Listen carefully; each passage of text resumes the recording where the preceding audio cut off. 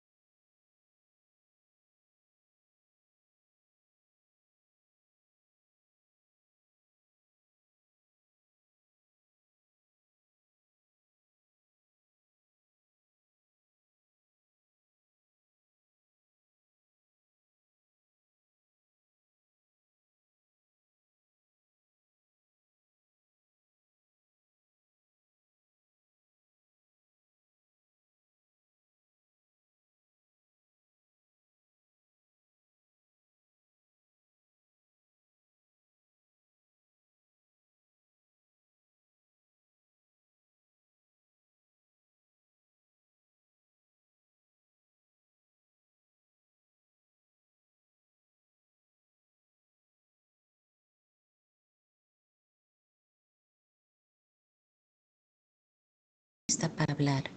Para ser agregado a la lista puede usar su nombre, un seudónimo o los últimos 4 dígitos de su número telefónico. Asegúrese de que el nombre o el número coincida con el nombre o el número telefónico que utiliza para dirigirse a la junta para que se pueda habilitar su micrófono. Información requerida: su nombre o seudónimo o los últimos 4 dígitos de su número telefónico.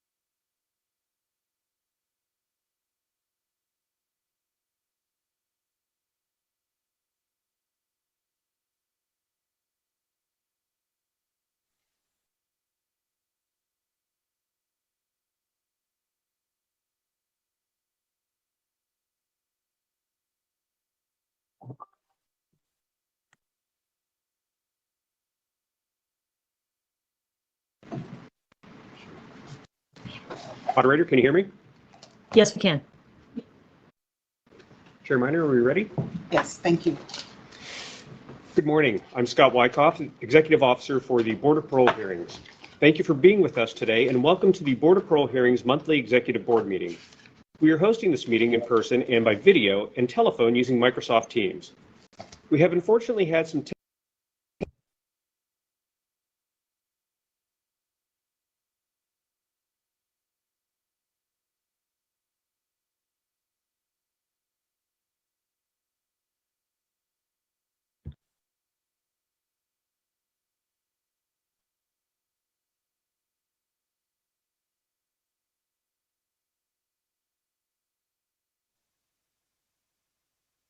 I'm sorry, sir, you're muted.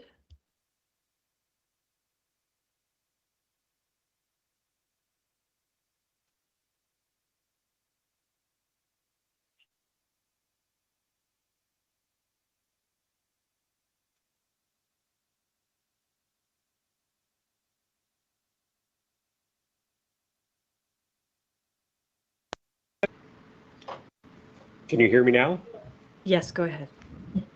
Excellent. We have a majority of commissioners in person for this meeting as required by the law. Some of our commissioners are participating in the hearing remotely and will remain on camera unless they have technical problems. For those participating by video, if you experience connectivity issues during the meeting, we have found that turning off your camera may help you see and hear those who are speaking and help us to hear you when you are speaking. If you wish to speak today, you must let us know and be added to the speaker list. You can submit a speaker card available on the board's website under the tab called Board Meetings and the link called Meeting Agendas. Alternatively, you can call 916-267-0857 and provide your information and the case or item you would like to speak on. You can find additional documents with helpful instructions and tips for participating in today's meeting on the board's website. Just go to the tab at the top called Board Meetings and select the link for Meeting Agendas. There is also a helpline available during the meeting if you are experiencing difficulties. Please call 916-445-4072. The phone number is also on the first page of today's agenda and the agenda page of the board's website. If no one immediately answers your call, please leave a message. Someone will return your call as quickly as possible. Most commissioners and board staff use computers to take notes and see the video feed during the meeting, so please do not be concerned if a commissioner is looking at their computer while someone is speaking. We will call cases in the order they are listed on the agenda. Your comments are important to us, and we want to hear from everyone. For this reason, all microphones are disabled, and comments may only be made after the moderator calls a speaker's name or identifies them by their login credentials. Once a speaker is called upon, they will be able to unmute their microphone to make a comment. This is why it is critical to add your information to the speaker list. Please be respectful and refrain from engaging in disruptive behavior, or you may be removed from the meeting. The Penal Code provides that it is unlawful to disrupt or break up this meeting. Please note that some speakers may include explicit crime details in their statements during this meeting. This could trigger strong reactions or be difficult to hear for some people and is not appropriate for children. Written statements may be submitted to the email address on the agenda, and written statements are considered the same as oral statements. Today, we will first take care of some administrative matters. We will then hear general public comments regarding the board. Then we will take comments on the individual cases in the order the cases appear on the agenda. All comments are limited to 2 minutes per speaker. We ask that you please be respectful of the time limits. Also, if you timely submitted a written statement to the board, the commissioners will consider it. For this reason, you are encouraged to reference your written statement and use your time today to provide additional information as needed. Once the board has heard comments on each case on the agenda, the board will go into closed session to deliberate and vote on each case. Board staff will post those decisions for today's cases within 24 hours in the lobby on the ground floor of the board's web office at 1515 K Street, Sacramento, and on the board's website. I will now turn the meeting over to Commissioner Minor. Thank you, sir. Good morning. Today's date is November 24th, 2025. The Board of Parole's Executive Board meeting is now in session. I will now call roll. Chairpersons present. Commissioner Barton. Present. Commissioner Cassidy. Present. Commissioner Chappelle. Present. Commissioner Garland. Present. Commissioner Infante. Present. Commissioner Kozel. Present. Commissioner Long. Present. Commissioner Denise. Present. Commissioner Dudin. Present. Commissioner O'Meara. Present. Commissioner Purcell. Present. Commissioner Ruff. Present. Commissioner Sergeant Burns. Present. Commissioner Schneider. Present. Commissioner Sharif. Present. Commissioner Tyra. Present. Commissioner Thornton. Present. Commissioner Weiss.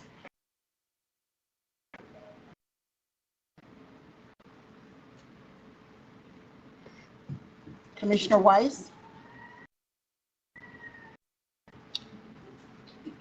Please note for the minutes that a majority of the commissioners currently appointed are present in person at 1515 K Street in Sacramento. We will now turn to the consent calendar. Items on the consent calendar are routine matters that require board approval. Does any board member have any comments or clarification regarding the October 2025 meeting agenda? The November backlog report is posted online on the board's website at the end of the consent calendar. Does any board member have any comments or clarifications regarding the backlog report? At this time, any member of the public may comment on the consent calendar, including the October minutes and the November backlog report. Comments are limited to 2 minutes. Please wait until we call your name or identify you by your login information to speak. Moderator, are there any comments on the consent calendar? Thank you, Chairperson. There are no speakers signed up to speak up on the consent calendar. Thank you. Commissioners, is there a motion and a second to approve the consent calendar? Cassidy will motion to approve the consent calendar. Is there a second? Chappelle, second. Motion made by Commissioner Cassidy, seconded by Commissioner Chappelle. I will now call roll for the vote. Commissioner Barton. Aye. Commissioner Cassidy. Aye. Commissioner Chappelle. Aye. Commissioner Garland. Aye. Commissioner Infante. Aye. Commissioner Kozel. Aye. Commissioner Long. Aye. Commissioner Muniz. Aye. Commissioner Dudeen. Aye. Commissioner O'Meara. Aye. Commissioner Purcell. Aye. Commissioner Ruff. Aye. Commissioner Sergeant Burns. Same. Commissioner Schneider. Aye. Commissioner Sharif. Aye. Commissioner Tyra. Aye. Commissioner Thornton. Aye. Has Commissioner Weiss joined us? Chairperson abstains. Motion carries. We will now hear a report from the Executive Officer, Scott Wyckoff.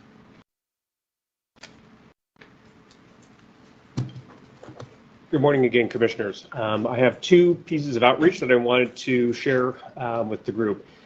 On November 5th, I attended the University of Southern California Post-Conviction Parole Project event at RJ Donovan down in San Diego. It was the first time in, I've spent a lot of time litigating cases in the Attorney General's office. It's the first time I had visited RJD, and it was a wonderful event. It was an opportunity to see how law students are being trained to represent individuals at our hearings.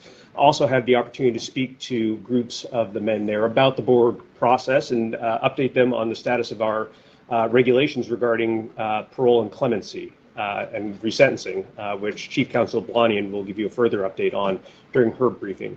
I also had the opportunity to get a tour of the Echo Yard. There is a transformation going on there that takes it from being concrete and gravel and turning it into a green space. And it was designed by incarcerated people, and it's really impressive project. My understanding is they intend to break ground later this year, which I guess is very soon, and it'll be done in 2026. So for those of you who are down in Southern California or have the opportunity to go down, highly encourage you to go and visit.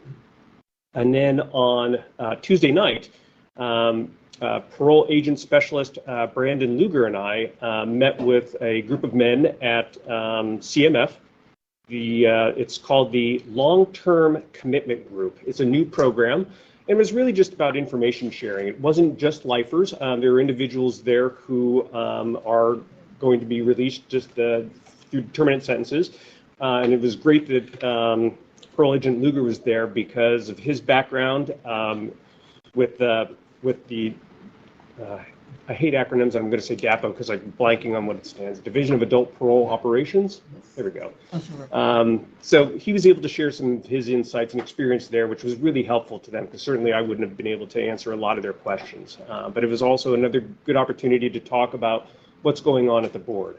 So that was it on outreach. I do have some staffing updates that I wanted to share. First, For folks who are watching this hearing, either in public or here in person or online, I just want to acknowledge and introduce our newest commissioner, Commissioner Rosalind Sergeant Burns is joining us for the first time today.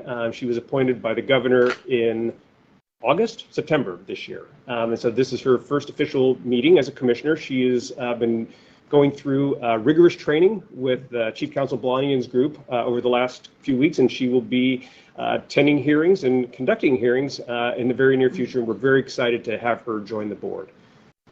Also, on a staffing update, also pleased to say that Commissioner Wajay is still with the board. He has gone back to be a deputy commissioner, and so we're very excited to, how do I say this, not lose the expertise that he gained and continue, and so he can continue to contribute to the board. So very excited about that.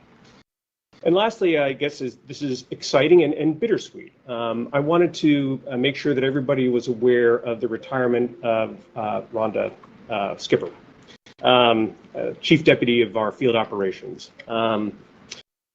She will not be here. This is her last board meeting in this capacity. And I just wanted to take a moment to, acknowledge her contributions over 20 years at BPH. Certainly one of the, if not the longest current serving BPH employee that we've had. I also want to recognize her leadership in her time as the Chief Deputy over Field Operations. It is an incredibly complex area. Not only does her team oversee and work with you all on our hearings, they handle the petitions to advance, the administrative reviews, and then the hearings for the offenders with mental health disorders. And so it's a very diverse group. They do parole discharges, and she's done a remarkable job leading them in her time in this role. And lastly, I guess as a point of personal privilege, I want to personally thank her for her support during my transition into this role. Her patience is, I've asked a lot of questions as I try and learn more about what they do, and she's been an incredible partner to me in that role and in my transition. And I'd like to think that the success that I've enjoyed, if any, in this transition is due in part to her work with me. So I'd like to thank her for that. And with that, unless commissioners have any questions, those are my reports for the month. Thank you, Mr. Wyckoff. We will now hear a report from Chief Counsel Jessica Blanian.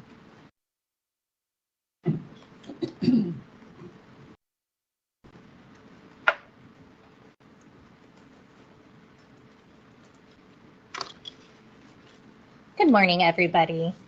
On outreach, I wanted to report that on November 4th, I attended the long-term commitment group at CMF with Agent Figueroa from our investigation, reentry, and screening division. Again, it was more of a question and answer period than anything, but it's always good to have an opportunity to share information about the board. On November 13th, Commissioner Sergeant Burns and I observed the Life Support Alliance Community Healing Through Amends program at CSP Sacramento. And I want to thank Mr. Sloan and Ms. Nelson Sloan for welcoming us, but also for all of the work that they put into this program. It was really amazing to see how they open up their lives and their life story to help people understand what making amends mean and who victims of their crimes are. On November 14th, Commissioner Sergeant Burns and Executive Officer Wyckoff and I toured a long-term offender re-entry and rehabilitation program that is just opening up here in Sacramento through the Anti-Recidivism Coalition. It was really great to see the programs that are available to people and the support that they're building into that program for people who are released after serving long terms of incarceration. I also wanted to provide an update on the rulemaking file. It's BPHRN 25-01, and that is for the resentencing and commutation regulations. We've received over 500 public comments, and so my staff is busy going through and sorting and organizing the comments. We will then evaluate the comments to determine whether amendments are needed. If so, there will be an additional public comment period, which we will announce here. We will also address all of the comments. And the comments, the responses will all be part of the public record with the Office of Administrative Law. So it might take us a little bit because 500 is a lot. I also wanted to announce a staffing update for my group. Chandler Ayers has been appointed to the Associate Government Program Analyst in Legal, who does a lot of the work for these board meetings, like preparing the scripts and notices that go out and helping us keep organized. Chandler came to us from the scheduling unit. She's also worked in the transcript unit at the board, and so we're really sorry to steal her from the scheduling side, but we're really excited to have her and to have someone with so much experience in what we do at the board. So you'll likely be seeing some emails from Chandler in the near future. Thank you. Thank you, Ms. Bonnion. We will now hear a report from Chief Psychologist, Dr. Jasmine Tarani. Hello, commissioners and members of the public. I have a few updates to share. On the outreach front, on November 20th, FAD psychologist Dr. Amanda Wolf McNerney and I toured the Orion residential facility in Van Nuys, California. I'd like to thank Mr. Ruben Aguilera, their program director, for taking the time to meet with us and giving us an overview of their program.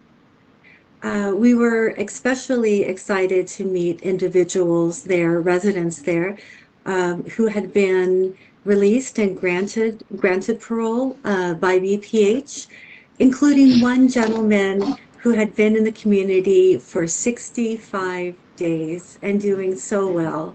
He was telling us about the job interviews that he had lined up and had a background in carpentry, a skill set that I'm sure will serve him very well. Regarding training, the FAD received ongoing training from Dr. Michelle DeThomas from CCHCS. Dr. DeThomas presented to the FAD on the impacts of aging and cognitive decline, not only on the parole hearings, but also the impact on the risk assessment interviews. I'd like to thank Dr. DeThomas for sharing her expertise with us and for being a frequent consultant to the FAD on issues impacting the incarcerated population. And lastly, I have some staffing updates. It is bittersweet that I announced that after 7 years with the FAD, Dr. Kim Gosef has accepted a position at DAPO, Division of Adult Parole Operations. One of the very interesting facts about Dr. Gosef is that in a prior life, she worked as a police detective, which I think is really cool. Her last day with the FAD will be December 1st. And as one person goes, we also have a new FAD psychologist joining us or who has just joined us. The newest member of the FAD is Dr. Victoria Knudsen.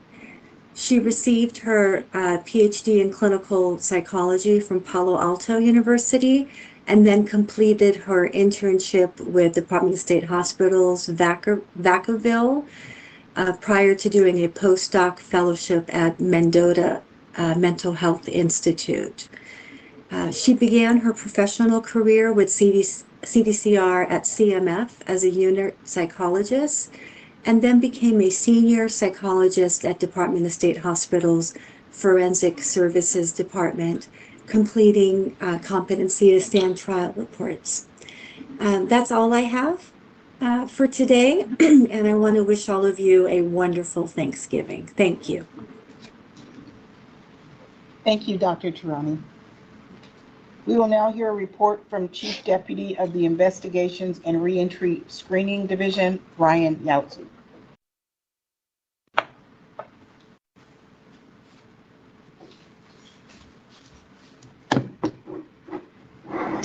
Good morning, everybody. Thank you, Chairperson. I'd like to give an update regarding a staffing change for IRSD.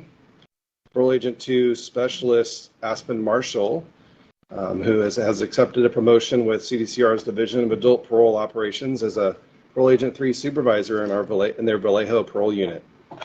Agent Marshall has been an asset to the board for a little over 4 years here, conducting clemency and pre-release investigations, training staff, and a volunteer for peer support. She's also been instrumental in our outreach and inreach endeavors, and we'd like to thank her for her years of service and contributions to the board, and we wish her success in her new position. Just a couple outreach. I'd like to share a couple outreach from past month. Our Parole Agent 3, Martin Figueroa, of course, is out busy doing outreach, and so this month he did met with the Alliance Rise group at CMF. Always good source of information to share the pre-parole process and community parole supervision, as he's worked for DAPO as well. He also led a reentry presentation with Impact Justice on a statewide collaborative effort to continue to share information and best reentry practices. And we always appreciate Agent Figueroa and our justice partners for their efforts in improving rehabilitation for our formerly incarcerated. And then Chief Blondin mentioned this, the tour with our Latour in Sacramento, along with Anti-Recidivism Coalition, ARC. So it was a great time to get to speak to some participants in the program, staff there, and we just want to thank ARC, their team, for inviting us over, as well as we wanted to thank the Division of Rehabilitative Programs. Some of their executives toured with us. It was a great opportunity to see what's going on in the community in our reentry programming. So I want to thank them. And that's all the updates I had, unless there are questions. Any questions? Thank you. Thank you, Mr. Yatsi. We will now hear a report from the Chief of the Office of Victim and Survivors' Rights and Services, Miriam L. Minchawi. All right. Good morning, everybody. Good morning, commissioners and members of the public. The Office of Victim and Survivor Rights and Services hosted its first quarterly post-conviction victim services roundtable on October the 28th. We had a great turnout and had representatives from many DA offices across California, and we were fortunate enough to have some nonprofit agencies present as well. And I'm especially grateful that Executive Officer Wyckoff attended the roundtable. We're hoping that this quarterly meeting will be a way for us to share information between our offices, address issues and gaps, and also help ensure more seamless victim participation in BPH hearings. And of course, most importantly, to better serve victims in the post-conviction space. We also hosted our first accountability letter working group this month. The goal of this group is to increase the awareness of the program that OVSRS has. And we were very appreciative of the members of the working group that also included several nonprofit organizations that have decades of experience in the restorative justice work, and also representatives from the Division of Rehabilitative Programs at CDCR. As a result of the working group, I did get connected with Kenneth Hartman, who's the Executive Director of the Transformative Program Works, and we're planning a presentation to their membership in the next few months on OVSRS's Accountability Letter Bank program. And we look forward to continuing to expand the working group to include more voices. We are continuing to coordinate closely with BPH to improve communication between our programs to help expedite the hearing process and avoid unnecessary delays. Working in partnership with BPH, we launched a BPH on-call line from OVSRS to ensure timely assistance and response to any victim-related issues that come up during parole hearings. So a BPH rep can connect with the assigned OVSRS staff member of the day via this dedicated phone line to share information and get a quick resolution to any victim-related issue that comes up. I did want to share some data with the commissioners and the public as well. Our OVSRS's advanced outreach program has been very successful so far this year through this pilot project and in partnership with both the Sacramento County District Attorney's Office and Yolo County District Attorney's Office. We've been able to successfully register 87 new victims with OVSRS, so they're able to get notifications about post-conviction processes. Additionally, we just added San Diego County District Attorney's Office to this pilot program, and we look forward to partnering with them to continue to register more victims to participate. Additionally, between January and October of this year, my staff has provided support to 209 victims during parole hearings. As you know, OVSRS staff attend as victim services representatives to provide support to the victim, assist victims with reading victim impact statements during the hearing, and also assist with addressing any technical issues that the victims face during the hearing. And we look forward to continuing to offer the service to all victims who are interested in having us there with them. Just wanted to quickly note that we will be releasing our Victim Offender Dialogue grant request for applications tomorrow, and we encourage any eligible program to apply. Please contact the Office of Victim and Survivor Rights and Services for more information. And we look forward to continuing to work with both BPH, the commissioners, and nonprofits to improve the process moving forward and ensure victim participation. Thank you very much. Thank you, Ms. El-Nashari. Does any board member wish to request an agenda item for a future meeting? We will now hear comments from the public regarding general matters related to the board. We are not taking comments on cases right now. You must be on the speakers list to make a comment. You'll be added to the speakers list by calling 916-267-0857 and providing your information and the case or item number you would like to speak on. Comments concerning future parole hearings are not permitted during this hearing. Please send those comments to the board for inclusion in the materials for that hearing. Comments are limited to 2 minutes, and there is no opportunity. There's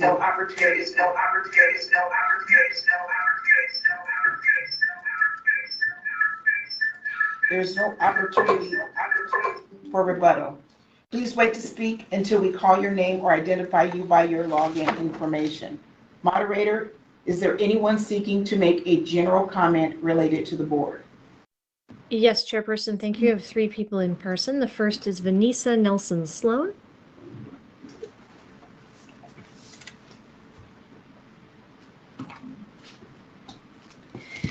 Thank you.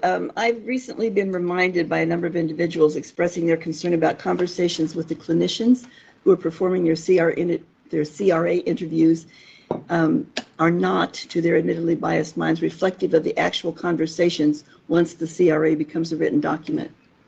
In particular, that a comment or an answer to the question is taken out of context or noted as an answer to a different question or a different comment.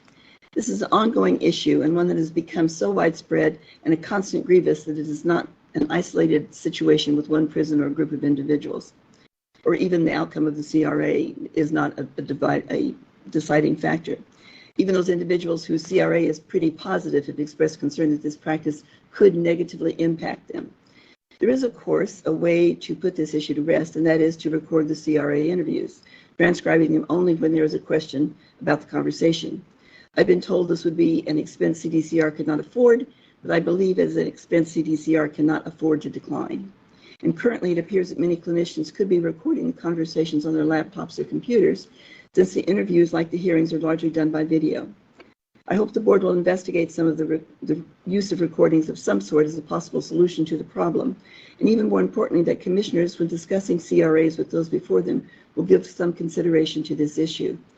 Yes, the CRA is but one document in a sea of many, but we all know it is a roadmap used by the panels to guide their discussions and decisions. Because of that, there should be some way to verify what is said and in proper context. Thank you. Thank you.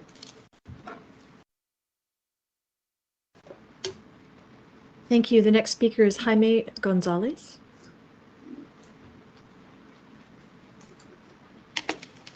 Good morning to you all. I just wanted to share to come up here from Los Angeles, I waste all my money, take long bus rides, sleep in hostels, and eat low budget food. So I truly hope you all give some consideration to what I share, because I'm trying to help the holistic situation here for the BPH process. And I'm not saying I'm perfect, but I just hope you guys listen to the message that I try to give, that because I communicate with other inmates in there and they communicate with me, so I come up here to share. Also, I have great news pertaining to the BPH. Last month, during your training, Chief Mariam Al-Mashawi of the Office of Victim and Survivor Rights and Services stated she's unfunded or underfunded.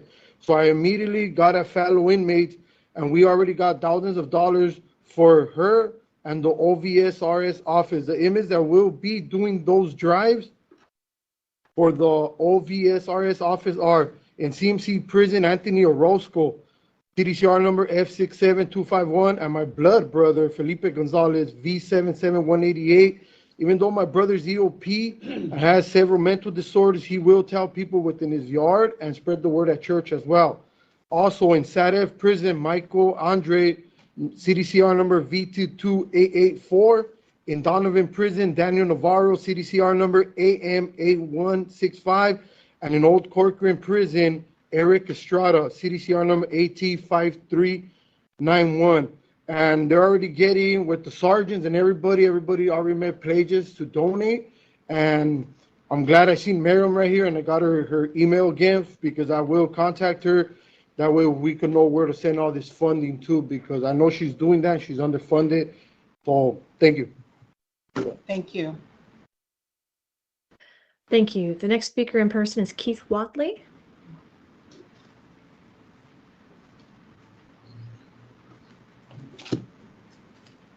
That's remarkable, by the way.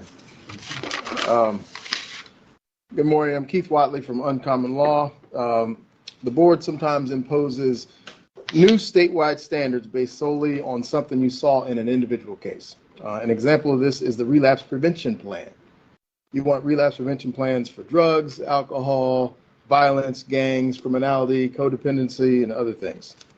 But here's the history. Many years ago, about 17 years ago, a client and his wife put together a packet that accounted for all kinds of challenges he would face if released. Problems with work, relationships, substance use, and they spelled out how he would rely on coping skills and support system to prevent those challenges from escalating. This is the first relapse prevention plan in my hand. It's thick.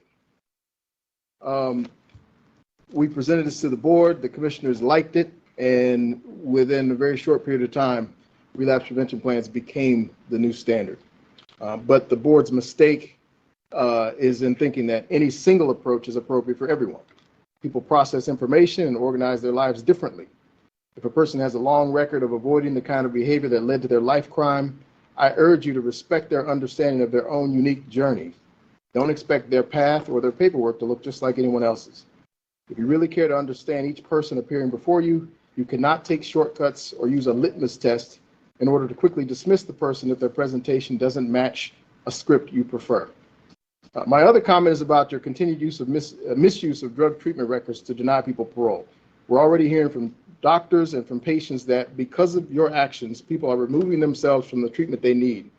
At a time when drug overdoses have become the leading cause of death in CDCR, you should never again discourage someone from getting help for conditions that, in too many cases, only developed after they were placed in your prisons.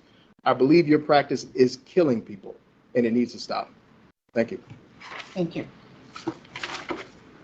Thank you. If you are on video, please unmute yourself by pressing the microphone button. And if you are on the phone, please unmute yourself by pressing *6. The next two speakers we have, the first one is Joan Bruno. Joan, go ahead and press *6 if you're joining us by telephone. Your microphone has been enabled. Joan, I can see you're with us, but you're still showing as muted. Go ahead and press *6 to unmute your telephone. We will circle back to Joan. The next speaker we have is Natasha Baker. Go ahead and unmute yourself. Your 2 minutes starts when you begin to speak. Good morning, Board Commissioners. My name is Natasha Baker, and I am the Supervising Attorney for Litigation and Policy at Uncommon Law. My comment concerns elderly parole. Uncommon Law applauds the Board for presenting on elderly parole at a recent Executive Board meeting and committing to future training for Commissioners on this topic. More is needed, and we urge the Board to take further steps. The elderly parole factors are mitigating factors. We all know that as people age, they are less likely to commit crimes. Recidivism rates for those granted parole are already very low, and they're even lower for those who qualify for elderly parole. The elderly parole program was created exactly because age is categorically mitigating and because of the fiscal impact of continuing to incarcerate those with higher medical needs. Despite the purpose of elderly parole, however, the elderly parole grant rate is no different than the overall grant rate. In 2024, for example, and these are board statistics, 31% of hearings held resulted in a parole grant as compared to 32% of hearings held for persons eligible for an elderly parole hearing. We should expect to see a much higher grant rate for those eligible for elderly parole, and yet that's not the case. We also continue to see troubling cases of the board not properly applying the elderly parole factors and having unrealistic expectations of elderly parole candidates with regards to insight and memory recall. We welcome the opportunity to work with the board to address those instances, in addition to broader change to ensure that elderly incarcerated people are given the heightened opportunity for release that they are legally entitled to and which is consistent with public safety. Thank you. Thank you. I'd like to give one more chance to Joan Bruno, phone number ending in 8923. You have been enabled. Please press *6 so that you can unmute your telephone.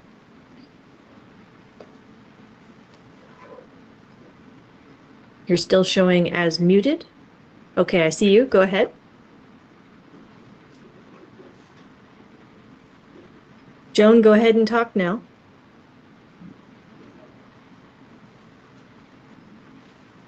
If you're speaking, we cannot hear you. I'm calling in regarding Bryant Holland. Are we doing individual? No, not yet, ma'am. Okay. Thank you. All right, Chairperson, there are no more speakers signed up for general comments. Thank you. I will now call roll for the commissioners participating in public comment, deliberations, and voting on the cases on today's agenda. Chairpersons present. Commissioner Cassidy. Present. Commissioner Chappelle. Present. Commissioner Garland. Present. Commissioner Infante. Present. Commissioner Kozel. Present. Commissioner Dudin. Present. Commissioner O'Meara. Present. Commissioner Purcell. Present. Commissioner Sergeant Burns. Present. Commissioner Schneider. Present. Commissioner Tyra. Present. Please note for the minutes that a majority of the commissioners currently appointed are present in person. We will now hear comments regarding cases on today's agenda. If you wish to speak today, you must sign up on the speakers list. A speaker's card is available on the board's website under the tab Board Meetings and the link Meeting Agendas.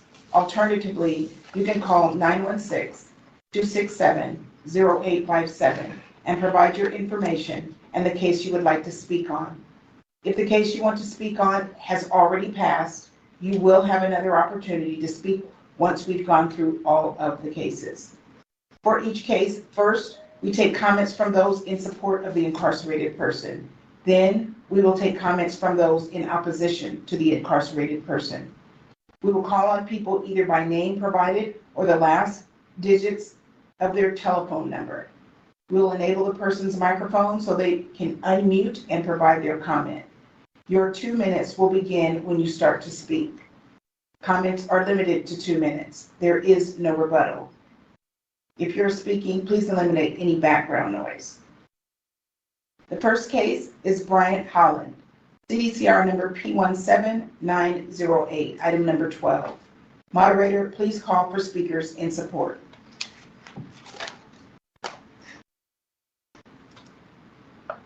Thank you, Chairperson. The first, let's see, one moment, please. People who signed up to speak in support of Bryant Holland, please raise your hand using the Microsoft Teams button or by pressing *5 on your telephone. This will help us enable your microphone. The first speaker I have is Jalecia Griffin Holland. You are enabled to speak. Go ahead and either press *6 or mute the microphone button in Teams. Your 2 minutes begins when you start to speak. Hello, my name is Jalecia Griffin Holland. I am the wife of Bryant Holland, and I'm calling in regarding in support of my husband. I did submit a letter to the board, and my letter states that he is continuing programming and he is continuing to adhere to the CDRC rules and regulations. He is continuing to help other inmates prepare for their board hearings.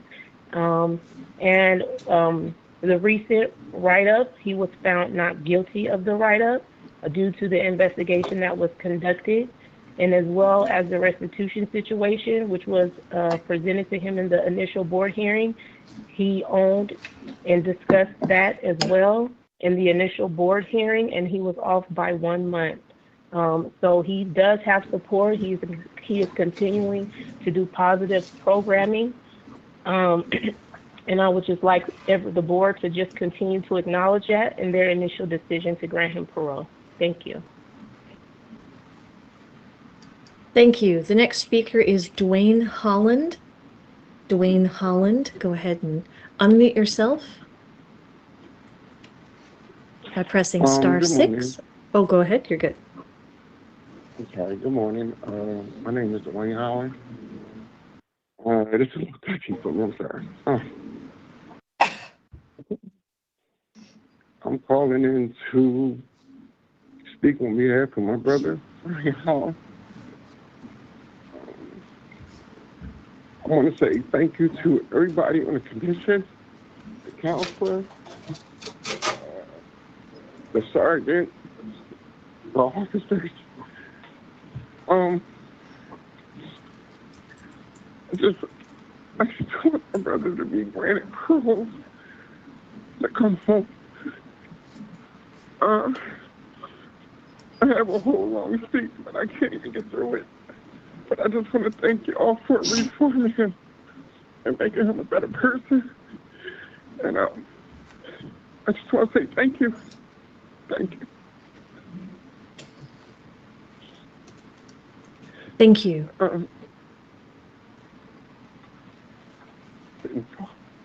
The next speaker is Stacy Shepard. Stacy, if you're with us, go ahead and unmute yourself. Or press *6 by telephone to unmute yourself.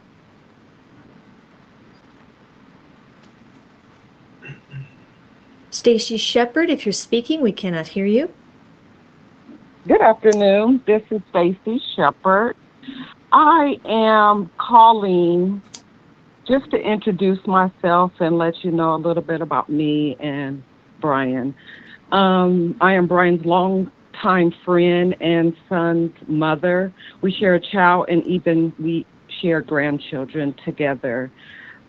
You know, my son has never been able to be with his father, hang out with him, but he has seen in the previous years and just as to now that he has changed a lot in the phone calls, that when he calls and he speaks to him and he lets them know that other people are needing his help and just want to be there for him.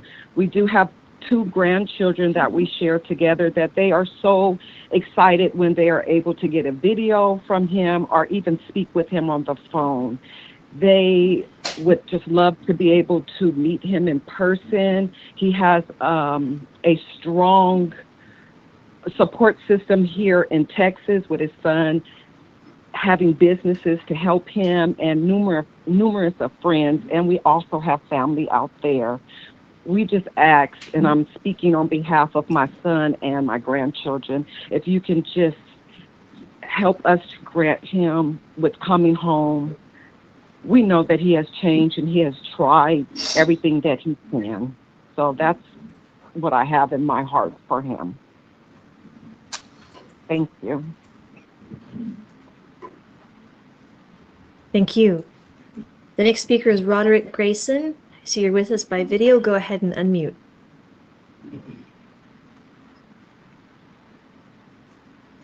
Good morning. Roderick. Can you hear me? Good morning. Yes, we can. You hear me? Good morning. My name is Roderick Grayson. First of all, if I want to take the time to thank the commissioners.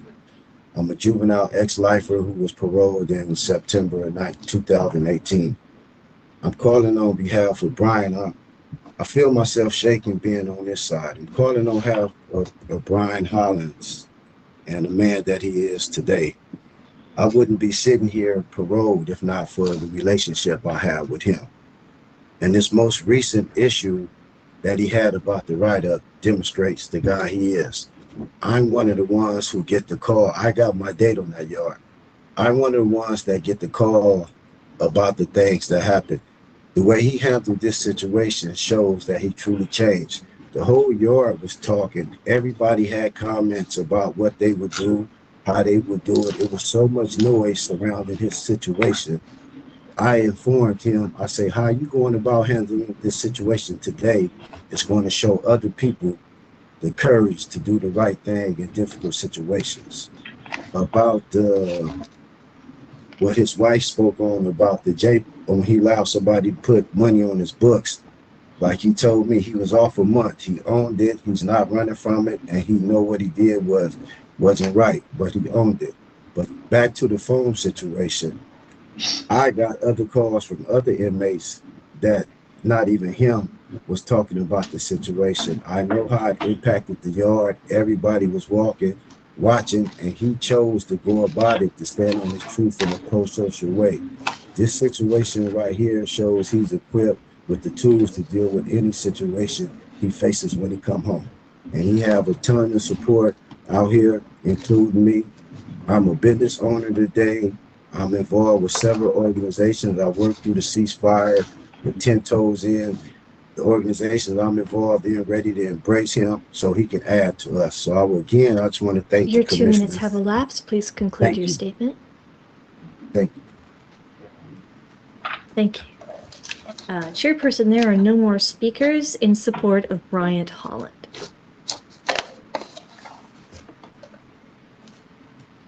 Thank you. We will now take speakers in opposition to Bryant Holland. Thank you, Chairperson. For those who have signed up to speak in opposition to Bryant Holland, please raise your hand using the Microsoft Teams button or by pressing *5 on your telephone. This will help us to enable your microphone. If you are on video, please unmute yourself by pressing the microphone button. And if you're on the phone, you can unmute yourself by pressing *6. The first speaker I have speaking in opposition to Bryant Holland is Ms. E. Lyons. Ms. Lyons, go ahead and unmute yourself. Your 2 minutes starts when you begin to speak. Good morning, and good morning, commissioners. I represent the Lyons family when requesting reversal of parole for Bryant Holland because he is a career criminal and continues to deviate from lawfulness, even when his freedom was granted and on the line. His life incarceration for a very gruesome and calculated murder of Anthony Lyons was the original reason I contested parole. However, through the years, he has continued to demonstrate institutional misconduct. His most recent actions were addressed in 2020, and they include a sophisticated cell phone enterprise enriching him in over $40,000 that included bribing a staff member and colluding with members of his parole plan support system. And another write-up for circumvention of restitution by charging 20% in this fraudulent scheme in 2023, and now again after his parole hearing. When looking at this trend and the totality of his behavior, there's a stark pattern. This time it wasn't $40,000 in cell phones or $100 deposits. It was instead $40 that he thought would go unnoticed. There's no difference in his mindset to enrich himself regardless of the circumstances and rules. He acts to circumvent restitution, no matter the sum, are egregious, especially given he was steps away from possibly having freedom. Considering he is still a moderate high risk for violence, his attempts to make amends were presented as rehearsed, disingenuous, and calculated, as well as his life crimes. Please revoke his parole and have him account for his actions. Thank you. Thank you. The next speaker is Julianne Walker. I see you're with us, Julianne. Go ahead. Good morning. Brothers Bryant and Jerome Holland had agreed among themselves to rob victim Lyons after he arrived at LAX. When Jerome expressed concern about repercussions due to victim Lyons knowing where Jerome Holland lived, inmate Bryant Holland volunteered to murder the victim. While in the parked car, inmate reached around victim from the back seat of the vehicle and stabbed him. Victim Lyons was then dragged out of the car, and inmate proceeded to stab him in the upper chest over and over again, cutting out his eye and cutting him in the throat. He then threw him in a storm ditch. The coroner's report indicated 27 stab wounds. Inmate has a history of violence. He is an uncharged murder that was dismissed because the eyewitness refused to testify. He has a history of DV, which the inmate minimized. Further, the granting panel apparently took his word for this DV history, as they did not allow questioning about the details of his out-of-state DV history based on police reports. The panel should have requested an investigation into that history instead of giving the inmate's minimization short shrift. That alone makes this grant improvident. Further, he has serious and recent rules violations for schemes to obtain money, including an extensive 2-year cell phone distribution and bribery scheme of a staff member with his wife and so-called accountability partner.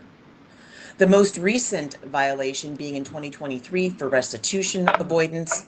And finally, while he was found not guilty of the 2025 rules violation for possession of a cell phone subsequent to the grant, it's strange given the phone was found in his property and the hearing officer relied on unspecified, quote unquote, mitigating information, as well as the cellmate's testimony the phone was his. This is a classic case of joint possession where inmates are routinely found guilty, and the board should consider this new behavior and set a rescission hearing. At this recent hearing, inmate Holland admitted that killing victim Lyons was his own idea, not his brother's. Yet the motivation was for the robbery money that victim Lyons had on him. Your 2 minutes have elapsed. Please conclude your statement. The inmate's serious and multiple rule violations indicate that he is still a risk to public safety and his grant should be rescinded. Thank you. Thank you. The next speaker we have is Chiffon Hickson. I see you're with us. Go ahead and unmute yourself. Good morning. My name is Chiffon Hickson, fiance of Anthony Lyons. This inmate savagely, brutally killed Anthony. He cut Anthony's eye out. He did not deserve this. This inmate has done nothing but get in trouble his entire sentence. He extorted an educator who is now a felon.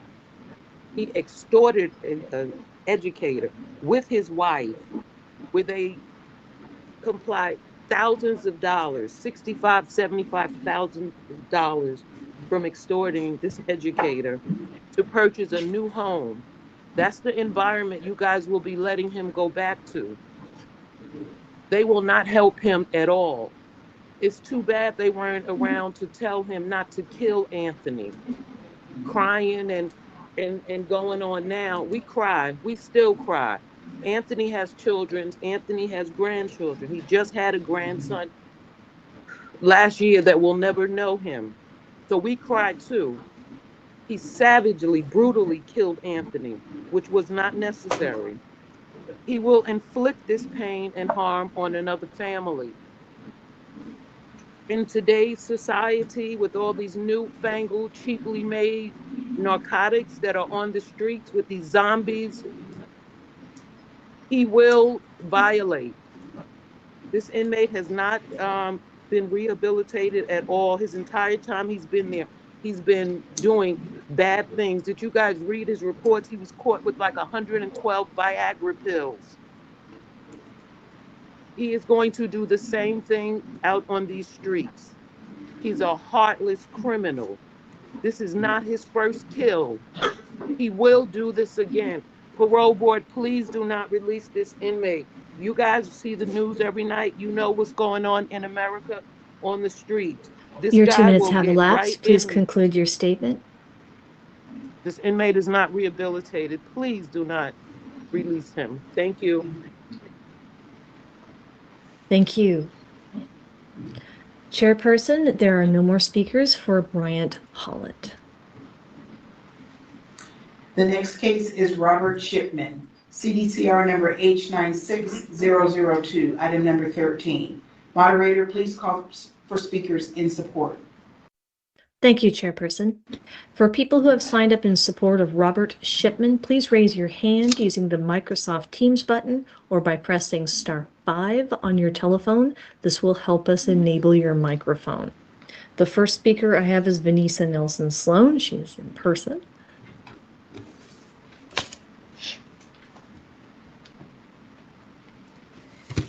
Thank you. I seldom speak on behalf of incarcerated persons unless I really know the individual and know their change.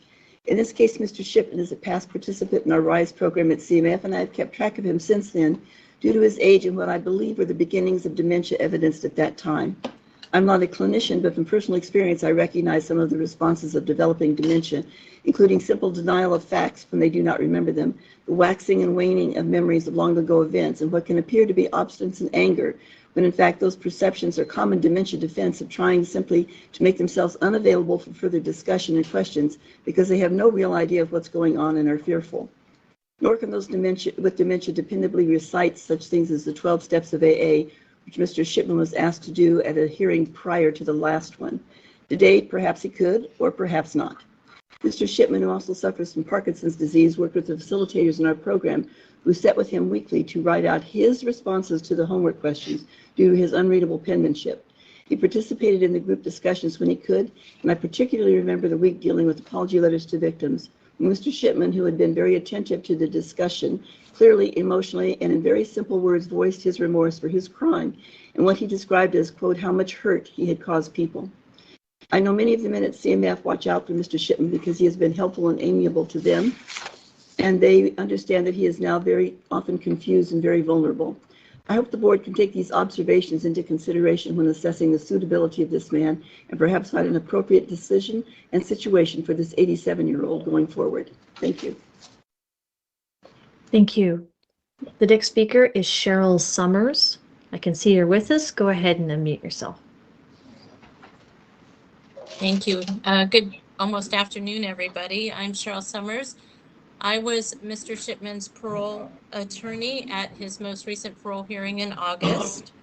I was notified of this on-bank hearing because of a confidential dated October 8th, 2025 to see whether or not his hearing conformed with Section 3055. That's the extent of my knowledge. So it's a little out of context. However, based on Ms. Sloan's representations, I suspect I understand why we're here today. I would like to reiterate that Mr.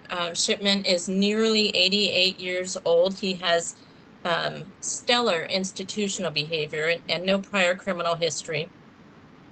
No one knows the plumbing system of CMF better than Mr. Shipman, and it was really unfortunate that his physical and mental disabilities made it impossible for him to continue to work as a plumber. However, he did continue to consult in that capacity.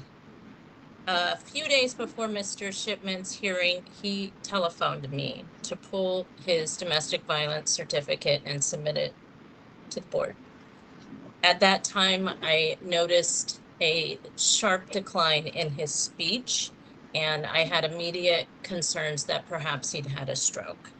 I terminated the phone call and I contacted the institution, and he did require medical care. When I showed up for hearings the next week, I was told, you saved his life. When Mr. Shipman came in, he said the same thing. Clearly, his physical and mental conditions are declining. He did have a difficult time remembering things that we had discussed many times prior to his hearing. And I hope that you take this into consideration in your decision today. And other than that, everybody have a wonderful holiday week. Thank you. Thank you. Chairperson, there are no more speakers for Robert Shipman. Thank you. Moderator will now take speakers in opposition to Robert Shipman. Thank you, Chairperson. There are no speakers signed up to speak in opposition to Robert Shipman. The next case is Bobby Allen, CDCR number C40689. Item number 14. Moderator, please call for speakers in support. Thank you, Chairperson. Those who have signed up to speak in support of Bobby Allen, please raise your hand using the Microsoft Teams button or by pressing *5 on your telephone. The first speaker is Lisa Darden. I see you're with us. Go ahead and unmute. Thank you, Commissioners. I represented Mr. Allen at his July 2025 hearing. I speak in support of, and I uploaded a document from Mr. Allen to the panel. The governor is asking the panel to specifically evaluate the relapse prevention plans and the strength of his social support system to determine whether they are adequate for his support for a safe release. Mr. Allen's 2023 panel and 25 panel both found his release plans to be mitigating. In 23, the panel said, quote, his parole plans are mitigating with relapse prevention plans across several domains, end quote. And this year in 2025, he added a domestic violence plan and a healthy relationships plan.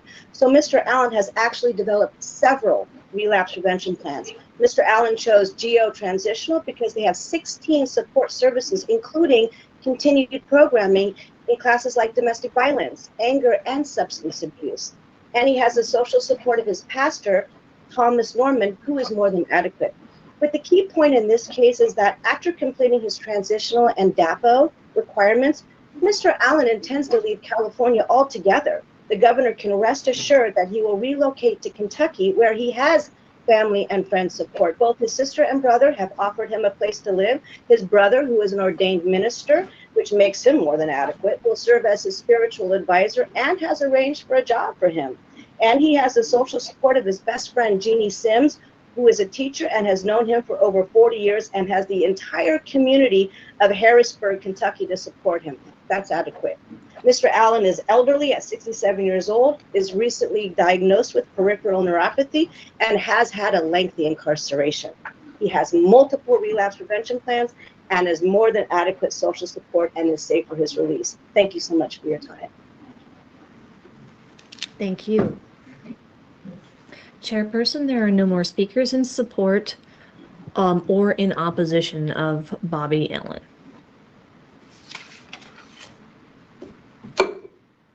The next case is Ivan Camargo, CDCR number AK4958, item number 15.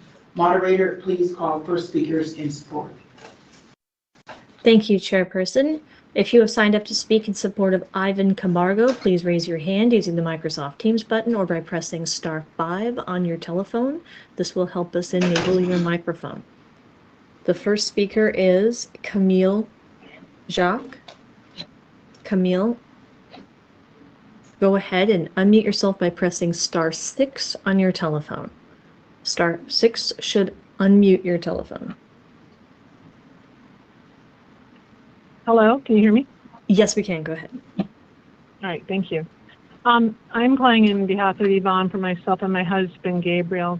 We have worked with Yvonne at the prison for over the last 5 years as facilitators for a 12-step addiction recovery program. Beyond that, he has also done the program for support of spouses and family and friends of those with addiction, as well as looking at how to become more emotionally resilient.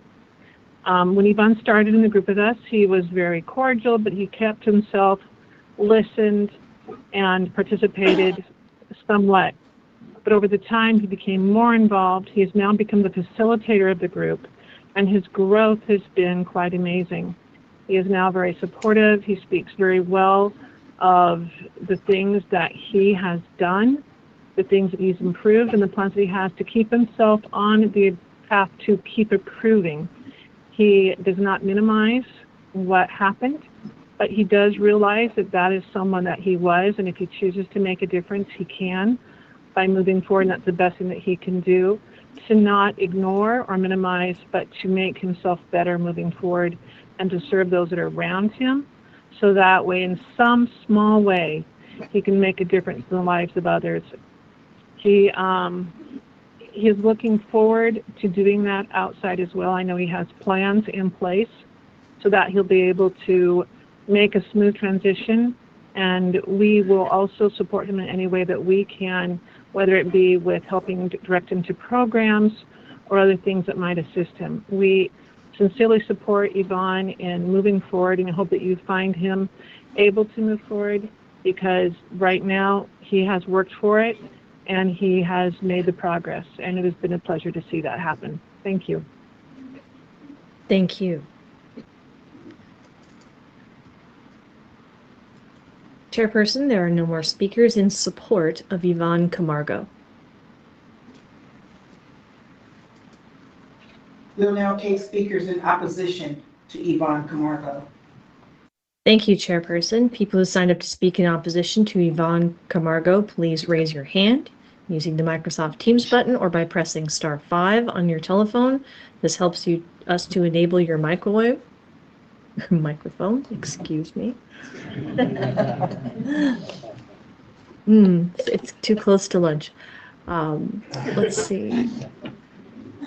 The first speaker we have is Esmeralda Garcia. I see that you're with us. Go ahead and unmute yourself. Your 2 minutes starts when you begin to speak. Thank you.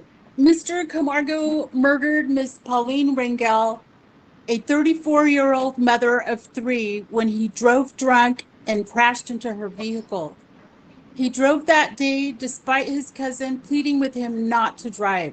He was constantly driving drunk back then. This time he killed an innocent victim, forever damaging and changing her family's lives. He then ran away and hid from police, refusing to comply when they located him.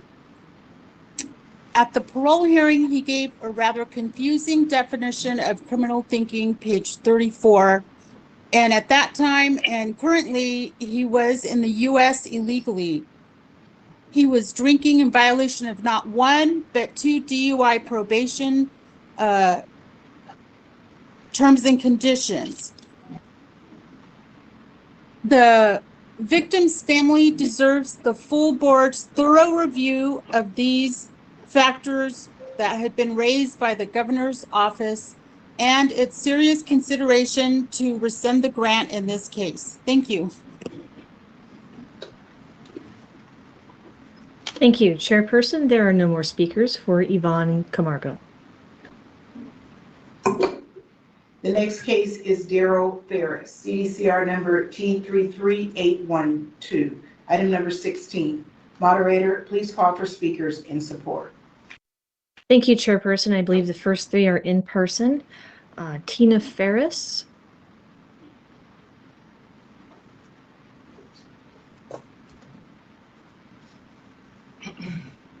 Good morning. My name's Tina Ferris. I'm the niece of Daryl W. Ferris.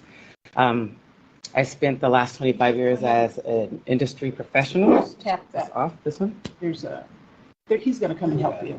Stop my time. No, we'll stop. It's time. Don't worry about it. Good morning.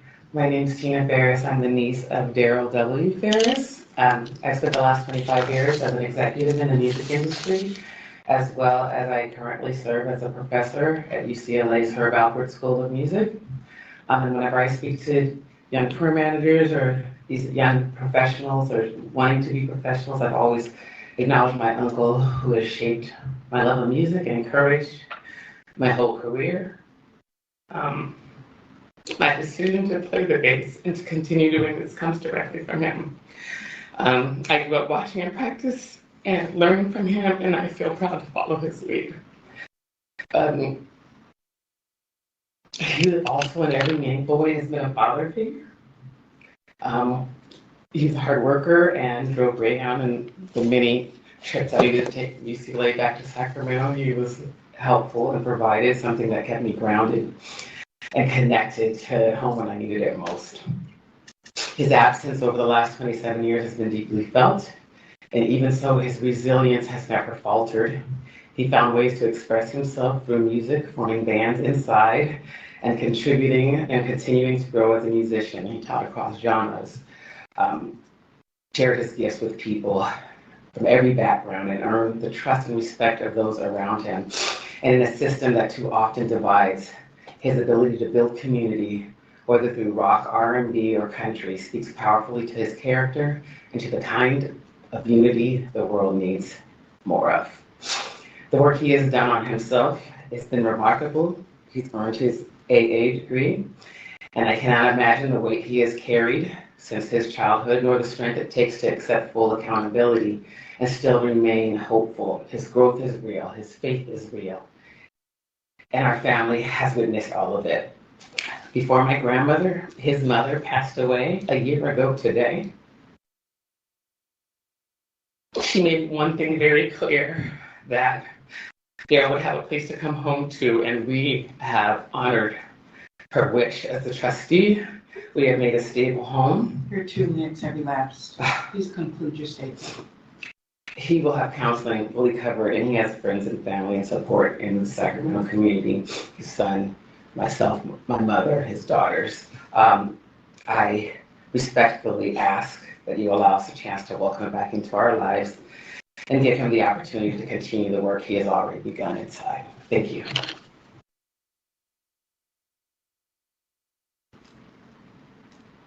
Thank you. The next speaker I have is Eric Ferris.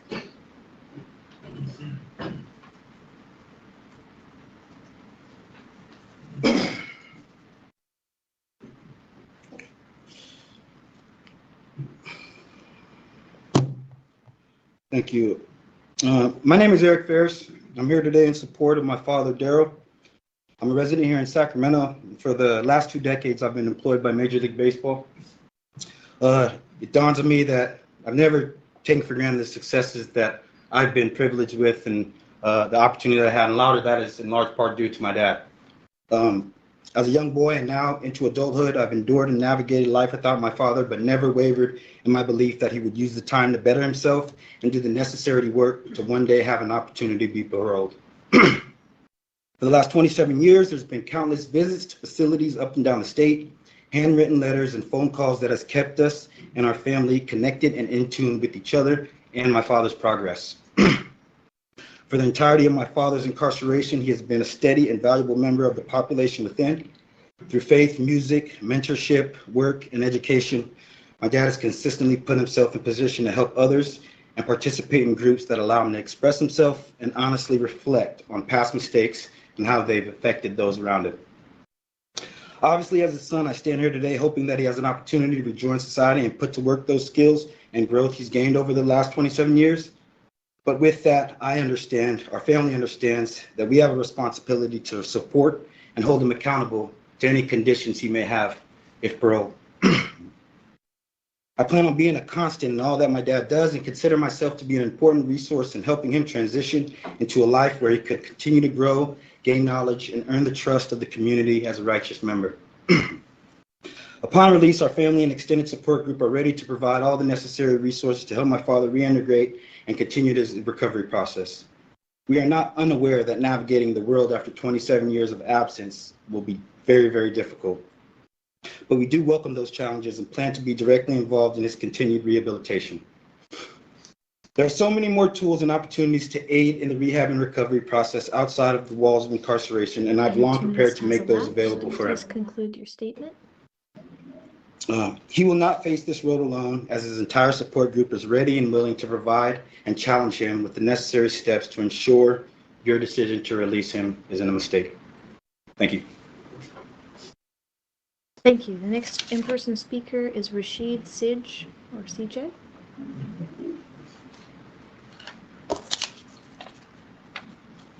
How you doing today? Name is Rashid Sadiq, and I'm with Lift Up Love Always, and I'm a nonprofit agency here advocating for Daryl Ferris. I plan to help. I also submitted a support letter to the board, so I'm going to go off the letter and talk about things that I did not mention. Is that he is also a veteran of the Navy. He is also has gained his AA degree while he was incarcerated after the 27 years. My agency plans to connect him to Brother, another agency that works with reentry folks who are released in our community. We also are going to connect him to Sacramento Employment and Training Agency for employment and training opportunities, and also the Department of Aging to make sure that he has all of the wraparound services that are provided for him if he's released today. And hopefully that we can provide a nice, comforting way back home, because as his son and family have reiterated, there's a lot of changes in 27 years. So we want to make sure that he has a great ground to land on. And so my agency and other agencies here locally will help him to do so. And we also will work with job developers who have extensive backgrounds in working with reentry people coming home. So I just want to say thank you for the opportunity to talk to you and the commission, and I hope that he's able to be released and get back to a family that is loving and waiting for him. And it's kind of ironic that today is the day, our anniversary of his mother's passing, and I think that's a significant message to us. But thank you. Appreciate you. Thank you. The next speaker is Ananda Hart. I see that you're with us. Go ahead and unmute. Thank you. My name is Ananda Hart, and I represented Mr. Ferris at his parole hearing in August, during which he demonstrated his suitability for parole. He has explored the painful details of his crimes, gaining both self-awareness and insight into his character defects and what he has needed to grow from them. He has participated meaningfully in multiple sex offender treatment programs, including Lighthouse 9's Pathways Program, PrEP's Victim Impact Program, and the Road to Freedom. He is working the steps with an SAA sponsor, and he read a book called Sexual Deviance to deepen his understanding of his paraphilia. He is committed to a life of healing and continued treatment. This excerpt comes from a support letter from 5 Keys Insight Prison Project. Mr. Ferris recently shared about how he shared some of the exercises from the curriculum with one of his daughters, hoping that it may help her and help their relationship. He was both humbled and accepting of the painful feedback he received, recognizing the opportunity to hear directly from his daughter how his past choices affected her life. He acknowledges the pain he feels receiving this feedback while also welcoming the strengthening of the bond with his child. Mr. Ferris's offender change is best evidenced by his own writings, which can be found in the 10-day file, but also in the recognition of his progress contained in the letters of support written by program staff and his supportive community, many of whom you see here today, as well as his testimony at his hearing. He wrote, "I know it is my job to engage with others and convey my understanding, my insight, my transformation, and my remorse. I can't assume that others know what is going on inside of me or how I really feel. I want to stay this way because I'm truly developing as a human being, learning new life skills and creating a life I can be proud of. Even while still incarcerated, I must show who I have become. I must give back to my victims, myself, my family, and my community as the new person I am today." Mr. Ferris has developed the strength and support he will need to be successful in the community, and his grant should be affirmed. Thank you. Thank you. Chairperson, there are no more speakers in support of Daryl Ferris.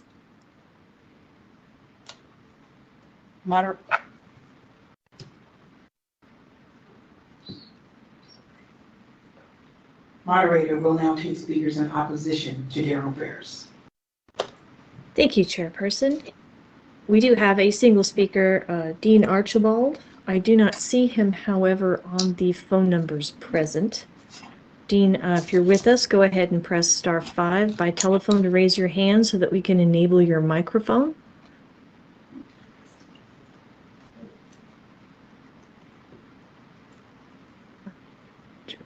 We might have to circle back to Dean. I do not see him on the list of speakers present. We can circle back. Thank you. There are no more speakers for Daryl Ferris, Chairperson. The next case is Antonio Fuentes, CDCR number V92841, item number 17. Moderator, please call for speakers in support. Thank you, Chairperson. People who have signed up to speak in support of Antonio Fuentes, please raise your hand in Microsoft Teams button or by pressing *5 on your telephone. This helps us to enable your microphone. The first speaker is Vivian Vasquez. Vivian, I see you're with us on telephone. Go ahead and unmute yourself. Your 2 minutes starts when you begin to speak. Oh, you're muted? You have to hit the unmute button at the top. It's a little microphone with a line through it. If you click on it,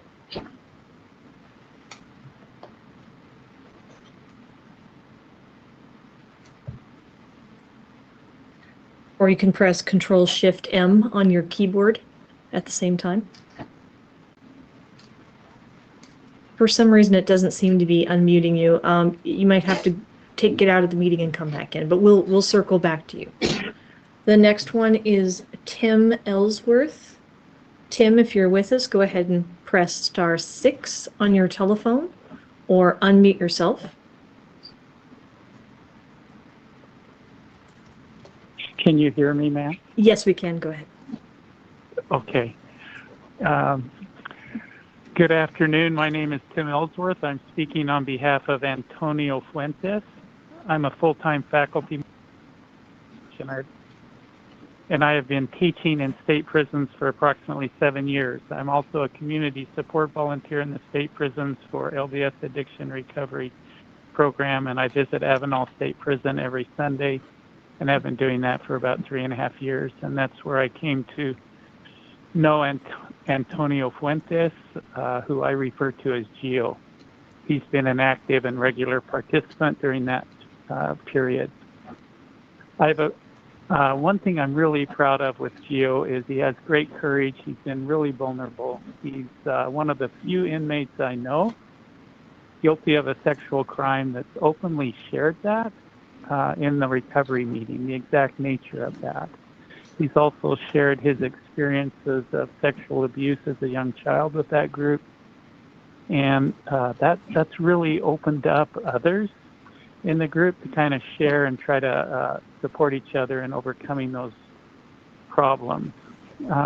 And before he did that, he actually was, I could sense he was very ashamed of his past. But since he has opened up, and he's also opened up with his family members on both sides of the family about this, I've seen a marked change in Gio. He's much more confident, he's at peace, and that incredible shame he demonstrated when I first met him is gone. And yet, I'm saying that, but he doesn't minimize his crime. He knows it was horrific. He takes full responsibility for what he did as a 15-year-old boy, and doesn't try to excuse the damage he caused his victim. I've witnessed his continued perseverance, commitment to recovery in the face of many disappointments, such as multiple. Your 2 minutes have elapsed. Denials. Please conclude your statement. Okay. Based on my observation and interaction with Gio, I'm confident he's prepared to successfully return to society as a productive, law-abiding citizen. Thank you. Thank you. The next speaker is Myra Simmental. Myra, go ahead and unmute yourself with *6 or by Teams. Good afternoon, everybody. I'm here to speak on the behalf of Antonio. I know one of the concerns by his psychological report was his inability to maybe make intimate relationships, and we thought, what better person than for me to be here. I met Antonio back in 2009 through his mother. We became friends, and we kind of dated for a while, but throughout the process of time, obviously that didn't really work out, and we have remained friends.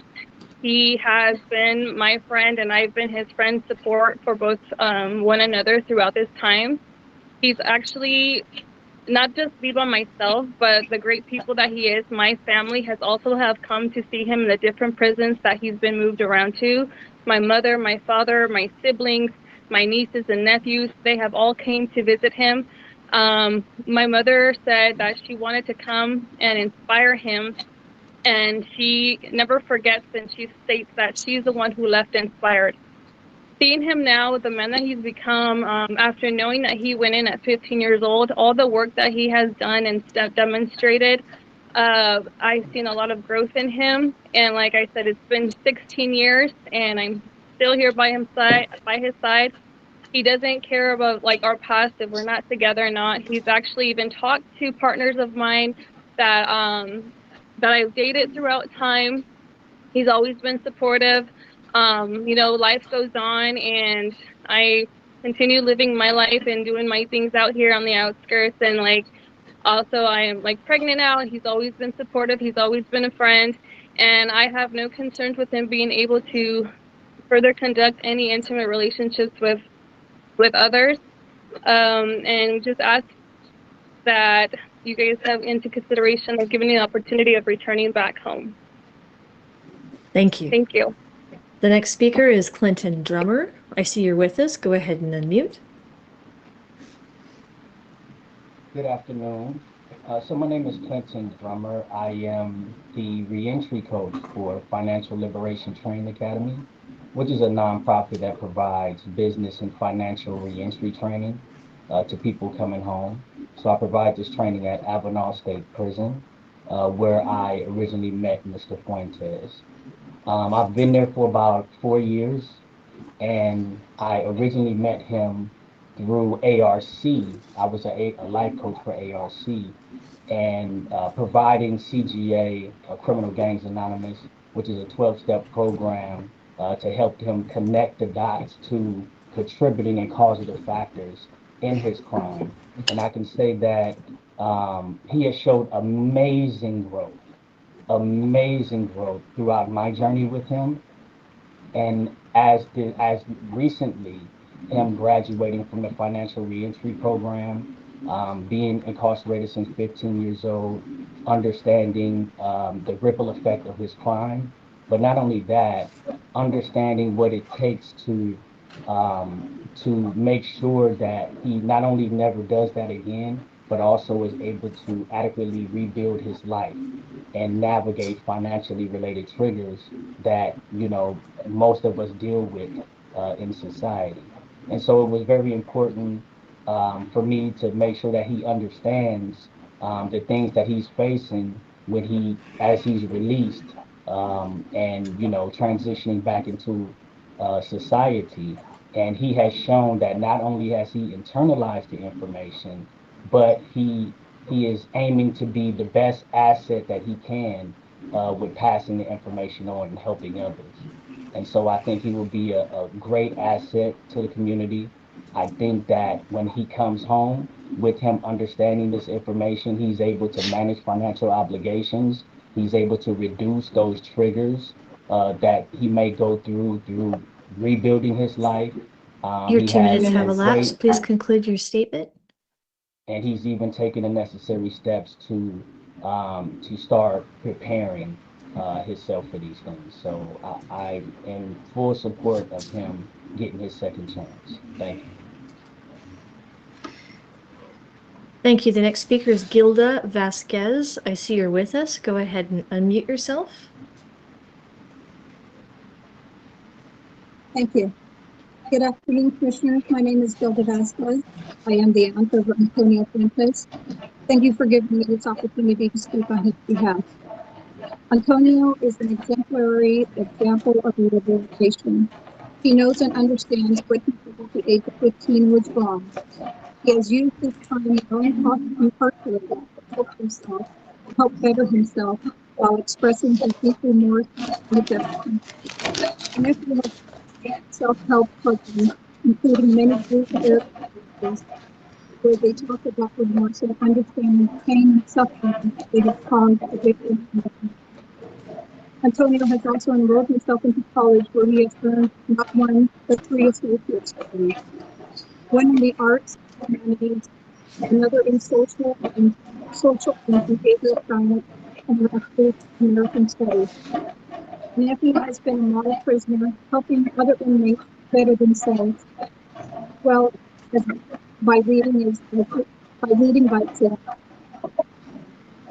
We have seen tremendous change for the veteran Antonio and know that he is ready to come home. We are very proud of the man he is today. Even with a lengthy sentence, he never lost hope and knew that he would put in the hard work to better himself. He has support of his entire family, and we will be there to help him through his transition into a productive, law-abiding, and successful part of society. Please consider approving his friendship parole. Thank you all very much for allowing me to take this time to speak on his behalf. Happy holidays. Thank you. I'd like to circle back to Vivian Vasquez. I see you're with us. Go ahead and unmute yourself. Your 2 minutes starts when you begin to speak. Good morning. Can you hear me? Yes, we can. Thank you so much. My name is Vivian Vasquez. I am the mother of Antonio Fuentes, and I first and foremost would like to thank you so much for allowing me to speak on my son's behalf. From day one and throughout the 22 years of his incarceration, I have continued to stand by my son as he prepares the challenging transition continue to stand by as he prepares the challenging transition back into the community. I know the world he will be re-entering has its challenges, but he will not face it alone. His family and I will be there to guide him and encourage him and guide him, and to help him make responsible choices as he begins his new chapter. During his incarceration, my son has stayed away from negative influences, focused on personal growth. He has learned to manage his triggers, build healthier relationships, and think carefully before making decisions. He understands the importance of asking for help, accepting guidance, and taking responsibility. He has shown real insight and his remorse for his past actions, and I believe that he is ready to move forward as a positive, law-abiding member of the community. He is committed to continuing his therapy to help navigate and through these challenges, which we all know that he will meet, and to come that will come with re-entering society. He knows the importance of patience, boundaries, and taking things one step at a time. Right now, his focus is on getting acclimated to the outside world of outside of prison, and building a stable future for himself before starting a family. My son has a strong support family system, and we are ready to help him become successful. He already has several employment offers, and I, as a social worker, will help him personally to access resources such as counseling, substance abuse treatment, sex Your offender 2 minutes have elapsed. Please conclude your statement. needed. Thank you. With all this support, I have no doubt Antonio will be successful. I respectfully ask that you affirm the board's decision to grant him parole. We are all so eager to welcome him home and provide him structure and encouragement. Thank you. Thank you. Chairperson, there are no more speakers in support of Antonio Fuentes. Moderator, will now take speakers in opposition to Antonio Fuentes. Chairperson, there are no more speakers signed up to speak in opposition to Antonio Fuentes. Thank you. At this time, we will take a 10-minute break.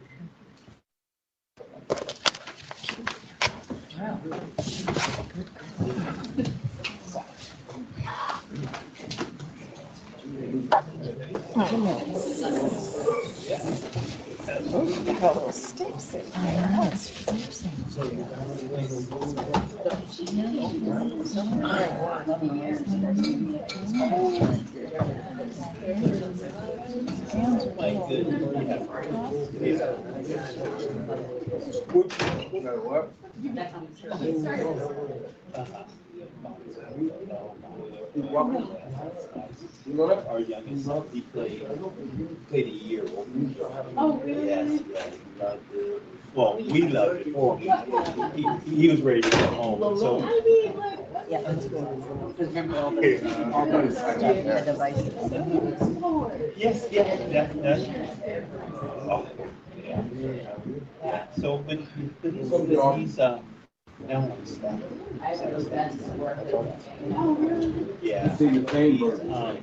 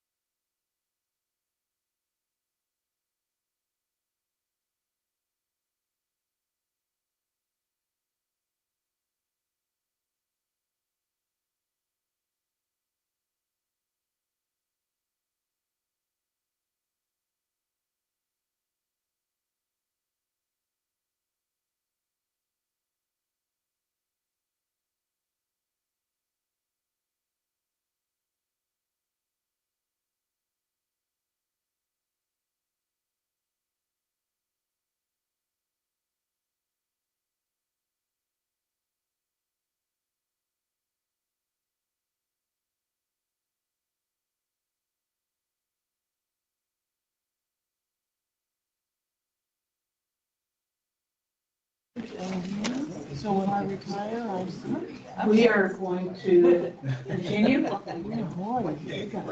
Moderator, are you ready?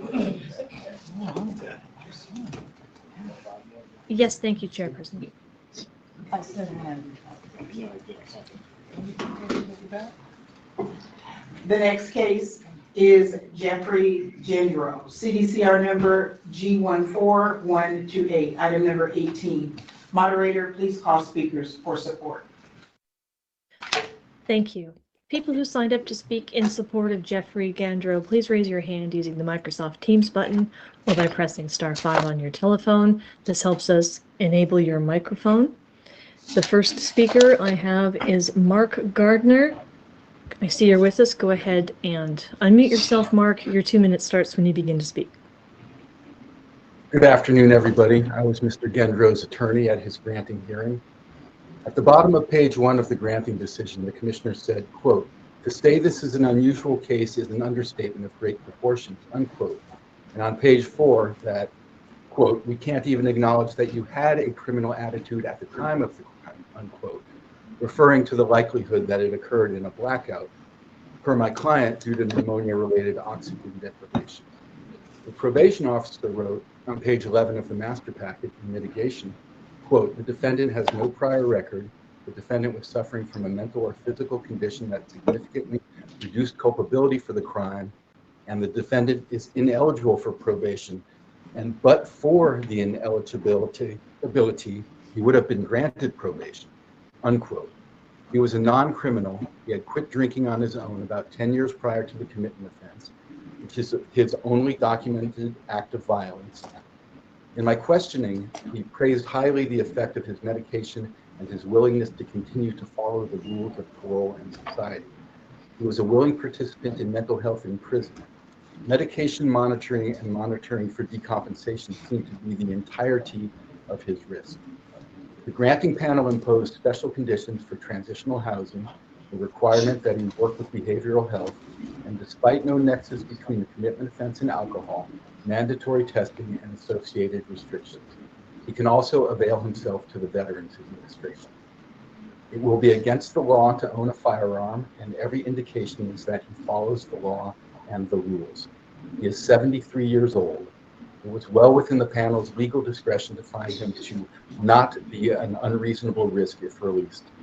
And I ask that the finding of suitability be affirmed, and thank you for your time. Thank you. Chairperson, there are no more speakers signed up in support of Jeffrey Gandro.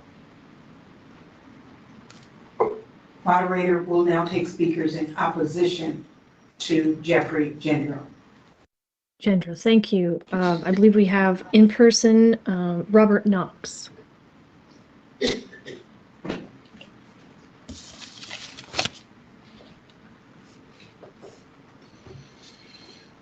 I'm glad that Mr. Gardner brought up and quoted the commissioner about the unusual nature of this parole hearing, because I will just say, from all the parole hearings I've done, and you know I've done many of them that I've now seen each of you in, this one was bizarre. I think if you read the decision and what went into it, even their anxiety about whether their decision comported with structured decision making is clear. And I think that's because when you take Mr. Gendro, not just at the whole words on the transcript, but being there in the room, he was so cocky, and there was nothing wrong with him. He didn't need to do any programming. He bailed out of AA in the 80s because he was tired of just sitting there hearing people talk about relapse. That then he didn't do any programming related to his causative factors, and he just left it to blame on, hey, this was just a psychotic break. But I think he kind of knew he wouldn't ever get out, and so he didn't really prepare for it. And that's why you can't find a page number for where they talk about parole plans. I think it threw off the deputy commissioners so much when Mr. Gendro offered up that he was doing tailoring work as a business inside the institution. I mean, we all know what the tailoring is for. They're not trying to show off for each other in terms of having tight clothing or whatnot.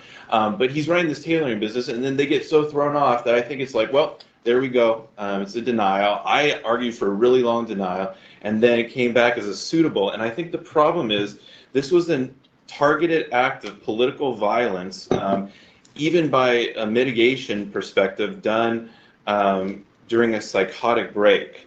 The deputy commissioner said this guy had a bad attitude. He came across as arrogant. The commissioner said that he was basically still the same man as before.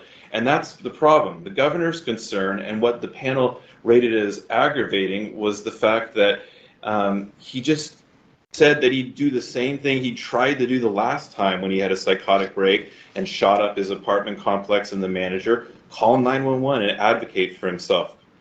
Same man, same game plan, but no support or robust mental health plan, even according to the clinician. I ask you to rescind this grant of parole. It was improvident. Thank you. Thank you. Chairperson, there are no more speakers signed up for Jeffrey Gendro.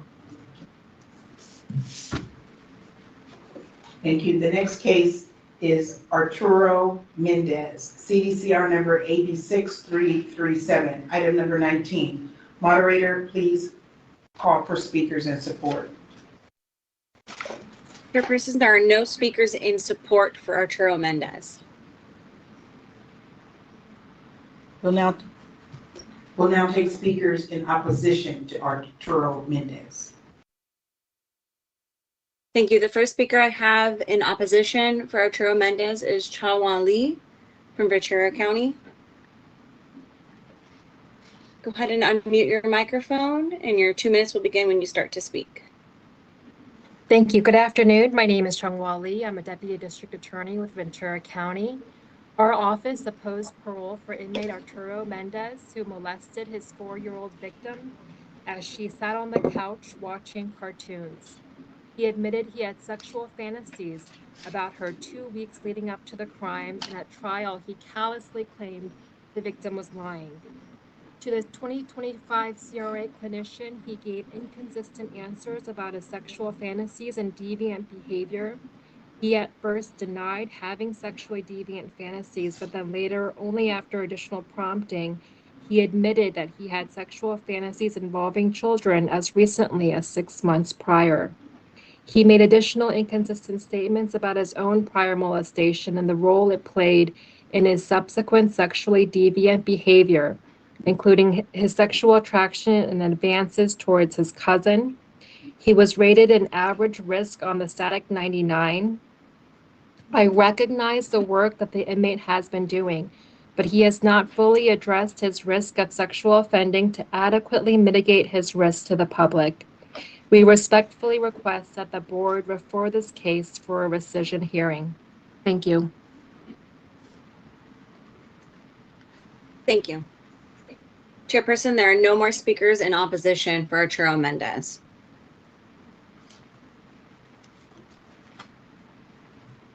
The next case is Edward Mitchell, CDCR number BG3172, item number 20. Moderator, please call for speakers in support. Chairperson, there are no speakers signed up to speak in support of Edward Mitchell. We'll now take speakers in opposition to Edward Mitchell. Thank you, Chairperson. The first person I have signed up to speak is Victoria Vasquez, Stanislaus County.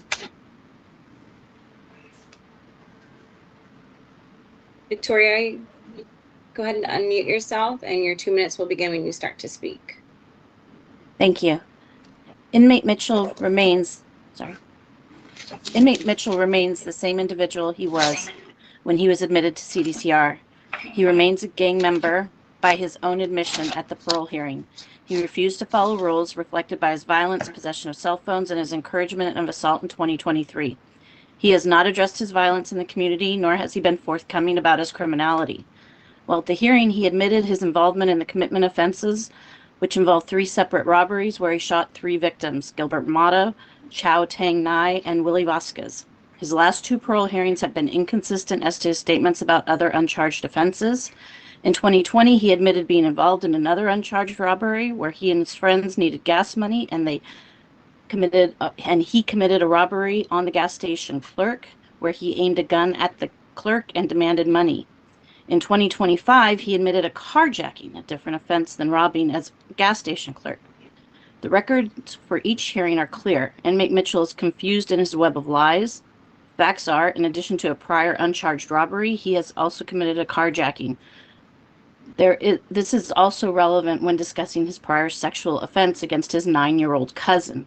As recognized by the prison psychologist, his recitation of the facts in that offense is not in line with the record nor the statements of those present. People maintain these are signs of Mitchell's attempts to manipulate the facts to serve him, as he has been doing for years. Prison psychologist said he is a moderate risk for violence, and that is relevant to the board's concern for the public safety risk. His age is not high, thus he has not reached a level of maturity, so that there is a concern, as we are often faced with inmates in this process. There's a concern also for the pleasure he has described he felt when he shot each individual in the robbery. The shootings were not necessary, as he received the money he demanded. People submit without further intervention. Inmate Mitchell will return to the same lifestyle. Please conclude your statement. He lived prior to this offense, and he will be surrounded by the same family members who enabled him and encouraged him at the time of his commitment offense. We ask the grant to be rescinded. Thank you. Thank you. Chairpersons, I have no more speakers in opposition for Edward Mitchell. The next case is Leticia Montoya, CDCR number WE5127, item number 21. Moderator, please call for speakers in support. Thank you. The first speaker I have signed up in support for Leticia Montoya is Alexander Kirkpatrick. Your microphone has been enabled. Go ahead and unmute yourself, and your 2 minutes begin when you start to speak.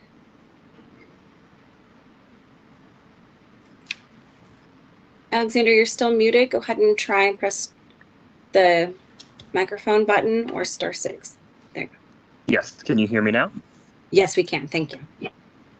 Yes, thank you. I'm speaking on behalf of Leticia Montoya. I'm a facilitator with Re-Evolution, and I'm also a staff attorney with Uncommon Law and represent individuals in front of the Board of Parole hearings. I've worked with Leticia at CIW since 2022 in a restorative justice and trauma healing circle. Letty entered that circle, and it was a year-long commitment and grew tremendously. Eventually became a facilitator inside in 2024 and is also facilitating our circle in 2025. I wanted to specifically speak to the types of support that Leticia will receive once she's released. Re-Evolution offers re-entry support. We will pick her up upon her release, the day that she is released. We will offer her all types of transitional support, including communicating with her transitional program. We will offer her support in order to get her driver's license, employment, any other social support, including any support in recovery, any support in accessing mental health and health needs. And that is provided through Re-Evolution. Letty has a particular type of support from her community. Re-Evolution, the organization, has also been connected with her daughter Heaven and her extended community outside over the last many years, and that support, is layered with the type of work that Letty has done relationally. She is a leader in her community at CIW, and she's a leader in our group. The depth of her accountability that she expresses, both for the ways in which she was at the time of her wife's crime. Your 2 minutes have elapsed. Please conclude your statement. Yeah, I thank you for this time and want to reiterate the support that Re-Evolution will offer Letty upon her release. Thank you. Thank you. The next speaker I have in support is Genesis Torres. Your microphone has been enabled. Go ahead and unmute yourself. There. Hello, can you hear me? Yes, we can. Okay. Hi, good morning. I just want to thank you everybody and God bless everybody that's in that boardroom. I want to say that I will support Leticia Montoya with anything that she needs. I have a room. I can support her through any CGA, NA, or AA gang group. I can help her financially if she needs to be stable and whatever she may need. I will assist her in all of these things. Even if she's here with me or if she is presently somewhere else, I will support her emotionally. I pray with her. I will talk with her about God. I will continue to positively and like give her motivation. And I will financially support her as well. Whatever she may need, I'm here to help her. I have seen such a growth in Leticia Montoya, and man, she has saved many lives, and I can't thank her enough because I'm one of the people that she has saved, and I just want to be able to give her anything that she needs to succeed out here, to succeed with her family, and be able to have that restorative justice. And I thank you so much for hearing what I am able to give Leticia Montoya and any support. Um, and I just thank you, everybody, for listening to me. Thank you. The next speaker I have is Jose Serrano, but I do not see him in the participant list at this time. If you are able to raise your hand using the Microsoft Teams button by pressing *5 on your telephone. Jose Serrano. We're going to go ahead and circle back. The next speaker I have is Amy Dowling. Amy, I see you in our participant list. Go ahead and unmute yourself. Good afternoon. My name is Amy Dowling. Can you hear me? Yes, ma'am, we can. Great. I'm a full-time professor at the University of San Francisco, USF. For the past 25 years, I've worked with incarcerated individuals. Today, I'm speaking about Ms. Montoya's employment prospects if she is granted parole. I met Letty in 2020 when she enrolled in the Performing Arts and Community Exchange course, otherwise known as PACE, an artistic collaboration between USF students and residents of CCWF and CIW. Since that time, she has participated every semester for a total of 6 semesters, shaping the content and the curriculum of the course. She's an innate educator, embodying deep intelligence, knowledge, empathy, humility, dedication. Letty has impacted hundreds of USF students, including myself, and I'm deeply grateful for the influence we've had on each other and for our time working side by side. I've been so impressed with Ms. Montoya over the years that I've invited her to join me as a co-facilitator for PACE once she's released from prison. The chair of the Performing Arts Department has approved this and included her in our budget, as well as submitting grants for her pay. She would be an invaluable presence in the classroom, on campus, and in the broader community, offering her scholarly writing, leading lectures, facilitating in-depth discussions on restorative justice, and collaborating on creative projects exploring trauma, accountability, and transformation. PACE and Ms. Montoya's leadership exemplify the kind of community involvement that institutions like the University of San Francisco now aim, initiatives led by self-motivated individuals like Letty. The course has strong support. It is now part of the major and serves an exemplary model for community-engaged learning, not only on our campus, but across the United States and internationally. She would be involved in these conferences. Its success is credited to Letty and to others who show that rehabilitation and transformation are achievable. Your 2 minutes have elapsed. Please conclude your statement. I request your support for Letty's resentencing. She's an outstanding candidate for future beyond incarceration. Thank you so much for your time. Thank you. The next speaker I have is Claudia Lopez.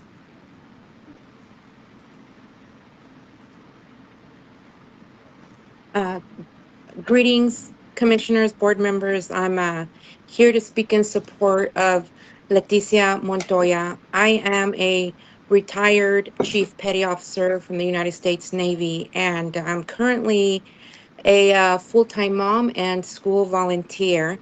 I have been friends with Leticia since we were 11 years old. That's 35 years of knowing her, and I can safely say that I know her better than anybody else in this world.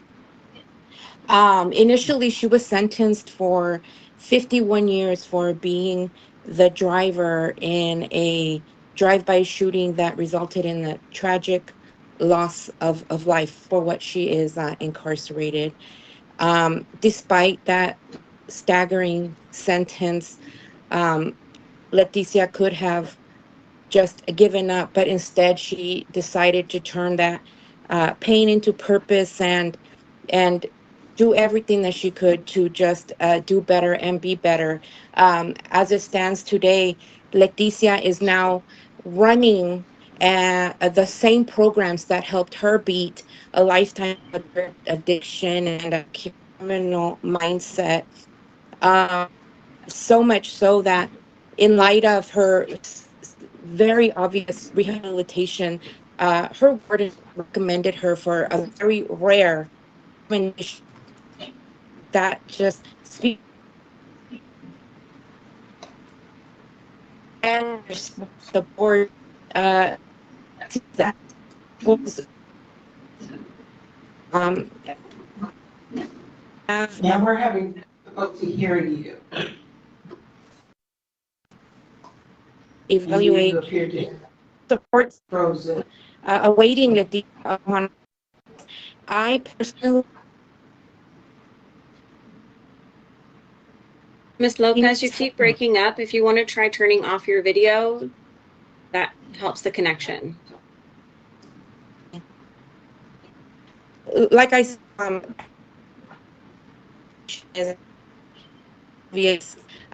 and I personally here stand ready to give her all the support she needs. If she needs help, I have a bedroom that's for her. I have already researched Narcotics Anonymous meeting. They meet Monday through Thursday, 4 times a day, Friday through Saturday, 3 times a day. I will attend the meeting with her if she requests. Your 2 minutes have elapsed. Please conclude your statement. Thank you. Okay. I just want you guys to know that Leticia has so much support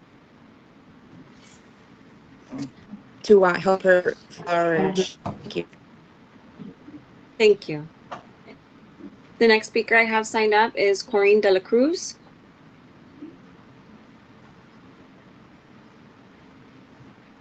Ms. de la Cruz, are you with us? Good afternoon. This is Corinne de la Cruz. Thank you for having me here today. I am formerly incarcerated after serving 14 years. I have been home now a year.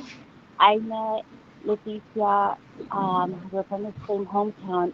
I would say over maybe 12, 13 years ago. I met her when I myself was fighting my case in 2011. And I can say from firsthand experience, the person that she is today from the person I met, which was, back then was full of anger, confusion, resentment, to the person she is today with perseverance, motivation. I mean, she is a natural leader inside. I have witnessed many groups, have attended many groups that she has facilitated. She's a natural born leader inside where she's helped change lives within the community, and people that have been released continue to stay in touch with her because of the person that she is, because of the perseverance that she puts there. And I myself gone through the challenges of what it's gone to be from being formerly incarcerated and facing the newer technology of today, facing all the challenges of today. I will make it my priority and determination to walk her through things. And I'm also affiliated with many different organizations that I have shared with different staff members there, her story, and whom are also willing to guide her in the right direction. And I feel that not only would this be an assistance to her, but I feel that it would help the healing process for anyone who has been in our shoes and has been able to overcome these things. And I wouldn't be here today speaking for someone who I know didn't make these changes. And this is somebody who I take great pride in because I know she's ready to be walking with open arms and ready to persevere everything. And again, it is my great honor to be speaking on her behalf from somebody that was completely different, broken and distraught. Your 2 minutes have elapsed. Please conclude your statement. Thank you. Thank you for your time, and I'm hoping that everything will turn in her favor. God bless you. Thank you. Thank you. The next speaker I have is Pam Padem.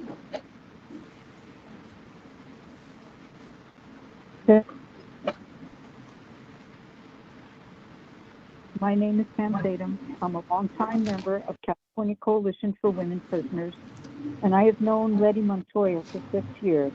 We've worked on many writing, legislation, and advocacy projects together. I have seen her make tremendous growth and maturity.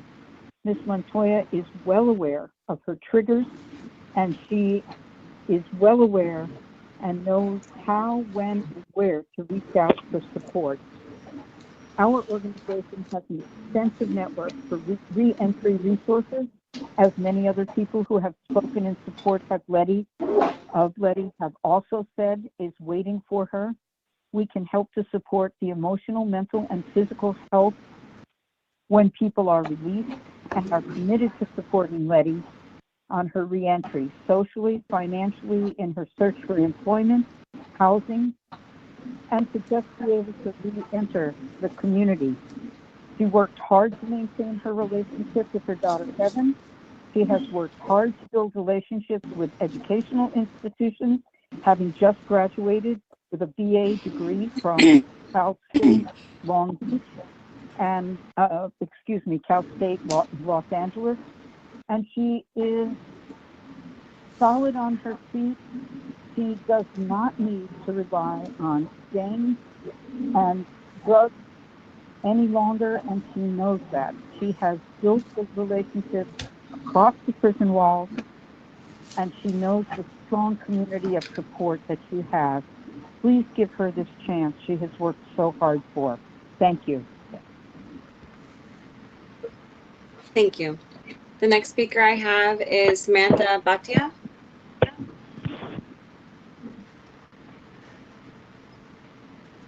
Hi, can you hear me?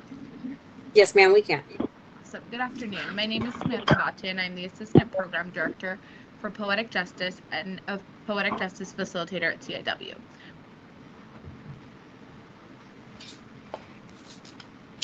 We're a restorative writing and rehabilitation program that works within women's prisons, jails, and juvenile facilities in California. On behalf of our staff and facilitation team at CIW, I am speaking today in support of Ms. Montoya, who joined Poetic Justice in March of 2022 and has been an integral member for the past 3.5 years. As a weekly class participant, incarcerated advisory board member, weekly co-facilitator, and a founding member of our children's literature workshop. In her time with Poetic Justice, Letty has developed skills for thinking through and communicating the ways in which she has been impacted by trauma throughout her young life, as well as the profound impacts and consequences her experiences have had on the family of her victim and on her community. Poetic Justice's rehabilitative program gave Letty the tools to address those harms and to seek pathways for healing and repair. Poetic Justice continues to grow, and there is a need for staff positions with the very skills and lived experiences Letty has demonstrated over the years. She has continued to express her interest in and commitment to taking on a staff position with our team in San Diego, giving back to the community in a positive way upon her release. Poetic Justice is also looking forward to offering Letty the opportunity to join our 12-week reentry program, which offers an additional weekly stipend for the first few weeks of one's parole. Ms. Montoya has built a network of support through rehabilitative programming and educational opportunities in order to ensure that she has stable housing and income upon her release, as well as a community of support. And Poetic Justice is one of the CBOs that is committed to ensuring her network of care is strong and secure upon her release. Thank you for your consideration and for the opportunity to share the ways in which Poetic Justice hopes to continue to work with Ms. Montoya upon her release. Thank you so much for your time. Thank you so much. The next speaker I have is April Valdez. April, if you are here in the participants, please raise your hand or unmute your microphone.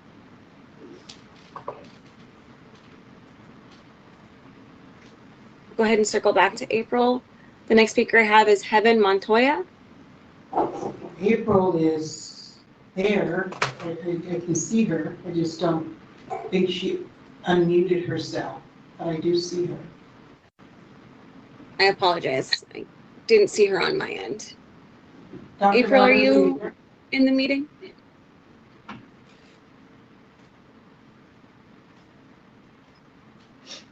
Are you unable to mute your mic?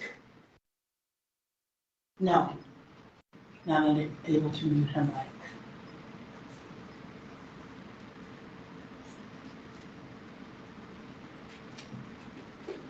One second.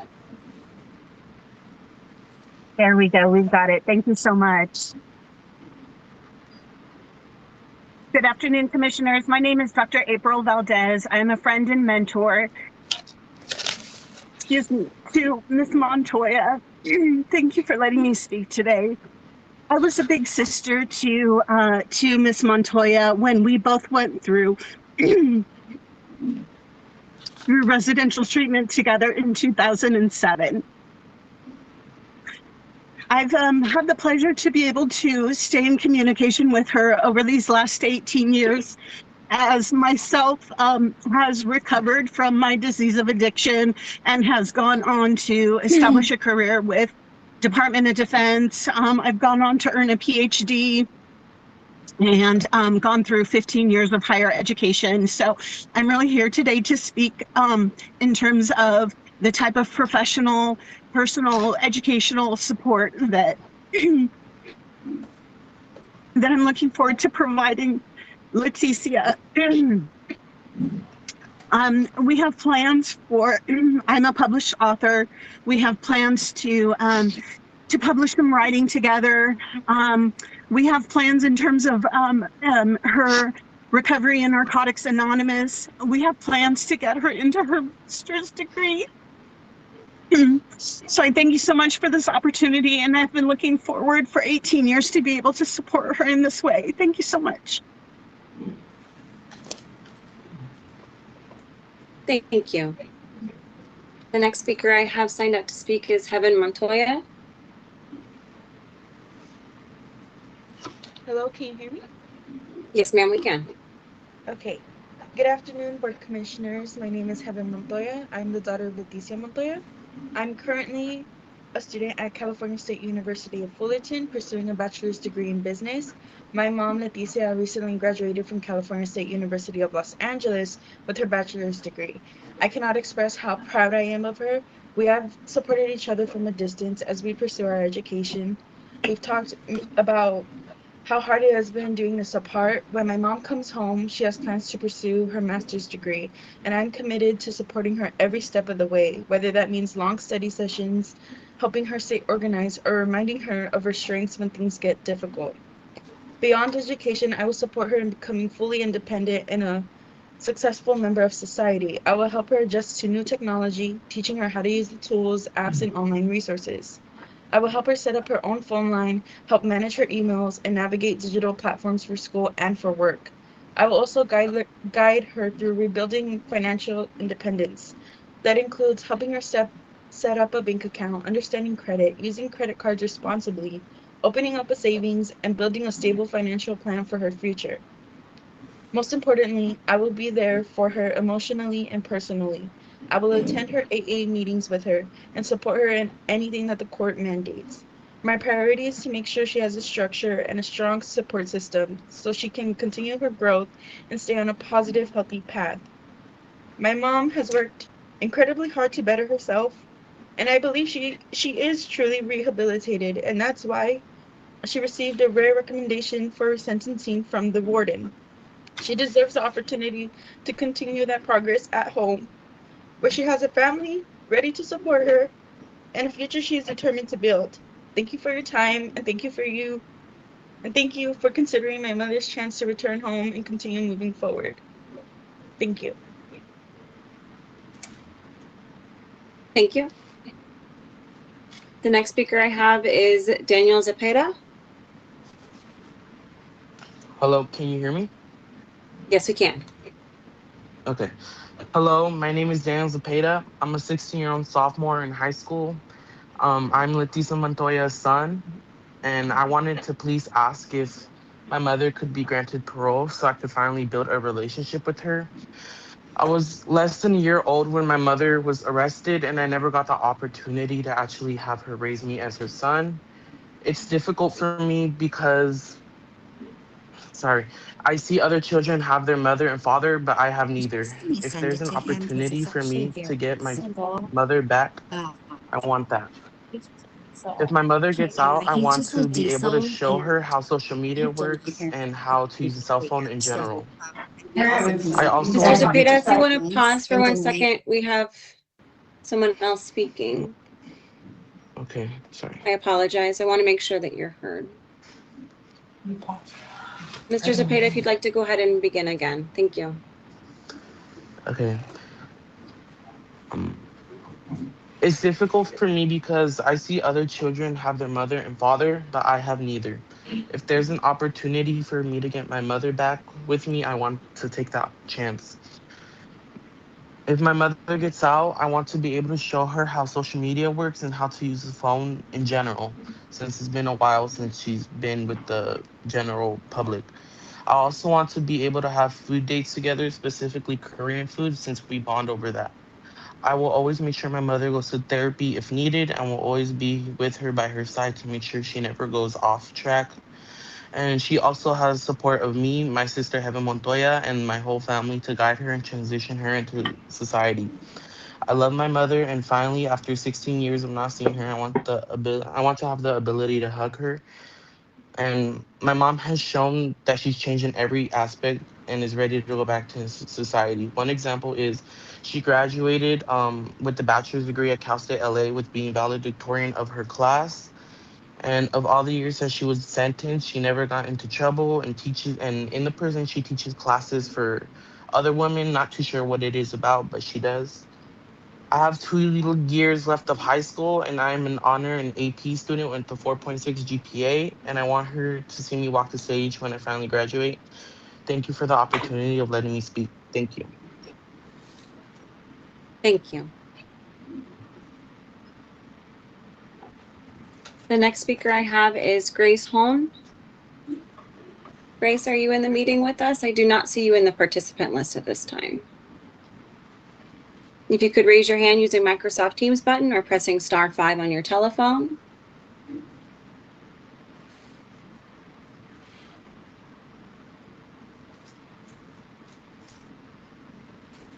Grace, the next person on our list is Jane Dork.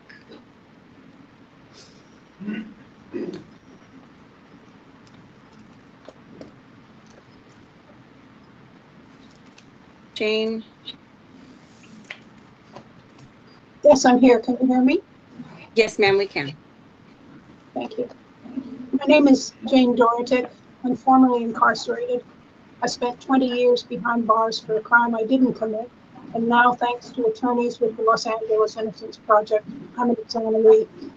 I currently work with the California Coalition of Women Prisoners, with the UC Sentencing Project, with the Los Angeles Innocence Project, with the DA Accountability Coalition. Letty and my path did not initially cross while we were both incarcerated. She was at CCWF and I was at CIW.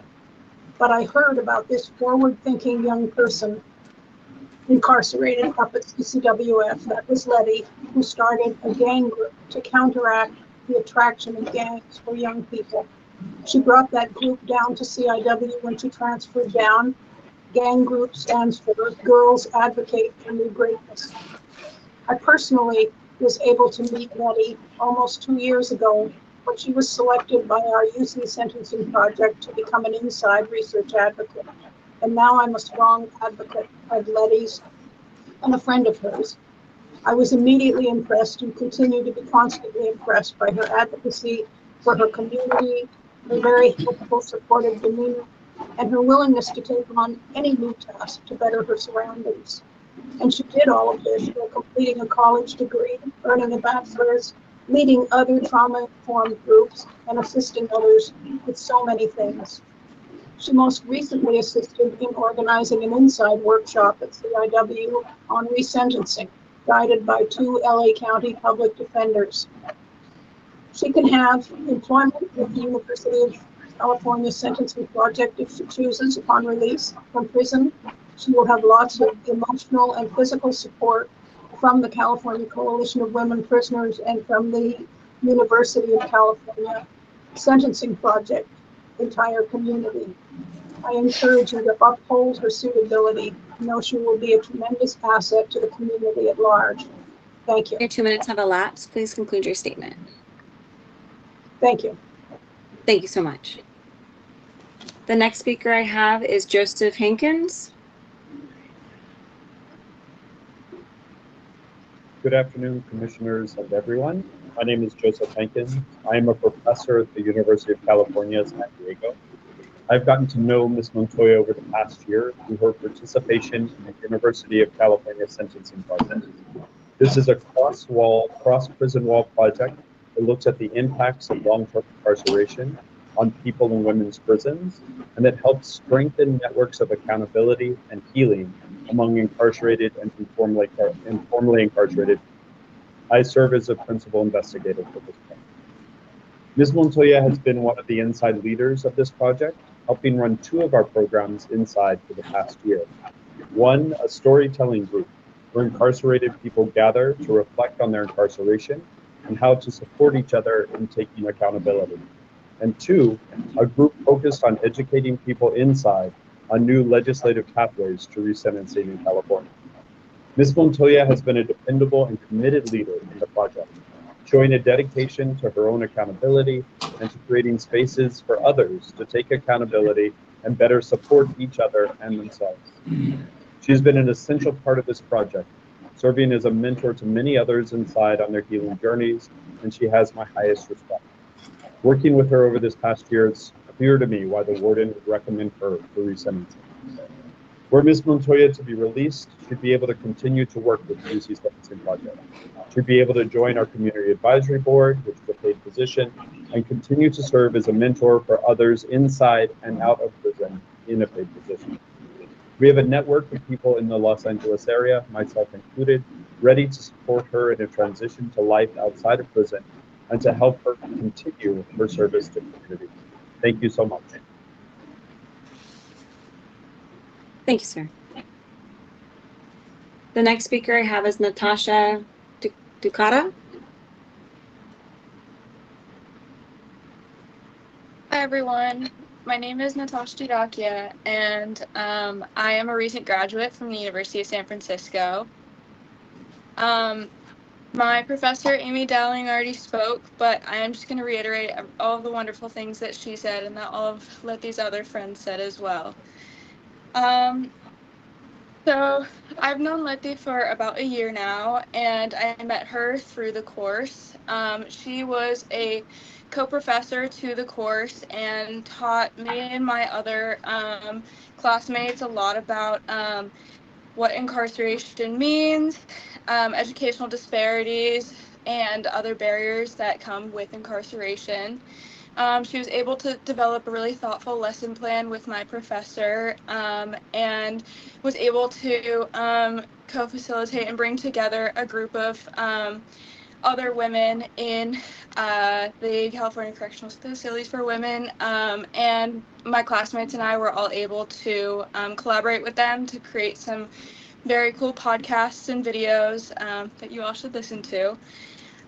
She is such an inspiration to me and everyone else that she surrounds herself with. I think her relationship with her daughter Heaven has been the most inspirational part, and she talked a lot about that through our course. Her leadership skills and her intelligence, as well as her degree that she was just awarded, have been other inspirations of mine. Yeah, she's a great friend to me and a lot of our other classmates, and we just think that she's a very wonderful person.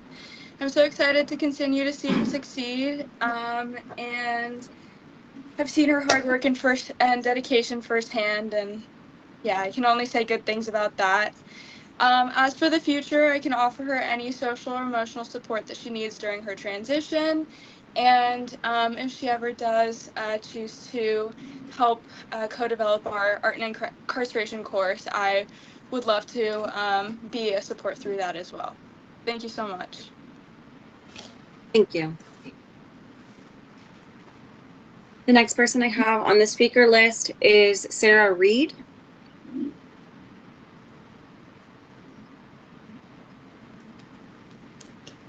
Miss Reed, are you with us?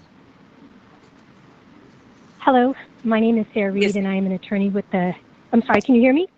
Yes, ma'am, we can. Go ahead. I apologize. Okay, sorry. Thank you. Hello, my name is Sarah Reed, and I'm an attorney with the LA County Alternate Public Defender's Office. I represented Ms. Montoya as her post-conviction attorney a few years ago. In all my years in the post-conviction division of my office, handling hundreds of cases out of LA, I have never met a client like Ms. Montoya, and I say that in the most positive way. Beyond being courteous in all of our correspondence, she has always been thankful and positive throughout her process. In preparing for her hearings, frankly, I was completely overwhelmed by the outreach of community members from various notable programs like ARC, to even prison staff and counselors, to other parolees who participated in the rehabilitation program she created, who wanted to speak about her positive effect. And we heard many of those people here today already. Recently, I had the opportunity to participate in a workshop in the prison where Ms. Montoya is, and saw firsthand how her rehabilitation efforts are an inspiration to the other female inmates. She is an amazing role model. If released, my office would be able to provide support in finding housing, integration into the community, as well as rehabilitative programming. We have various connections to all local programs such as Amity and Homeboy Industries, as well as in-house social workers and special grants for justice partner intermediaries. Also, I want it to be known that I never give out my personal cell phone number, but I would provide it to Ms. Montoya. She is the example of how far rehabilitation can infinitely ripple to reach and repair our communities, and I'm honored to help her in that journey. Thank you. Thank you. I'm going to circle back to the two individuals we could not locate earlier. I have Jose Serrano. Are you in the meeting?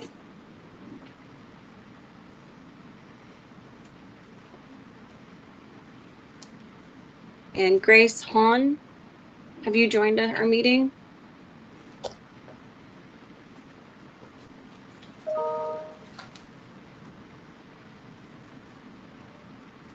Chairperson, there are no more speakers signed up and to speak in support for Leticia Montoya.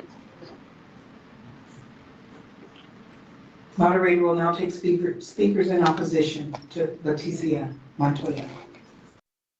Chairperson, there are no speakers signed up in opposition for Leticia Montoya. We are nearing the end of today's agenda.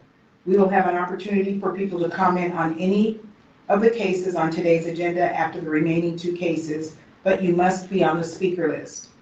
You can submit a speaker card available on the board's website under the tab called Board Meetings and the link called Meeting Agendas. Alternatively, you can call 916-267-0857 and provide your information and the case you would like to speak on. The next case is Richard Surrey, CDCR number AN1948, item number 22. Moderator, please call speakers in support. Thank you, Chairperson. The first speaker I have in support for Richard Surrey is Irma Maldonado. Irma, if you're with us, if you could raise your hand by pressing the Microsoft Teams button or by pressing *5 on your telephone.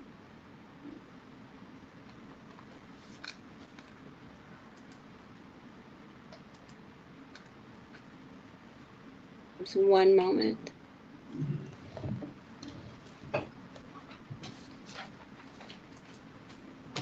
going to go ahead and circle back to Irma. The next speaker I have signed up is Dalia Guzman.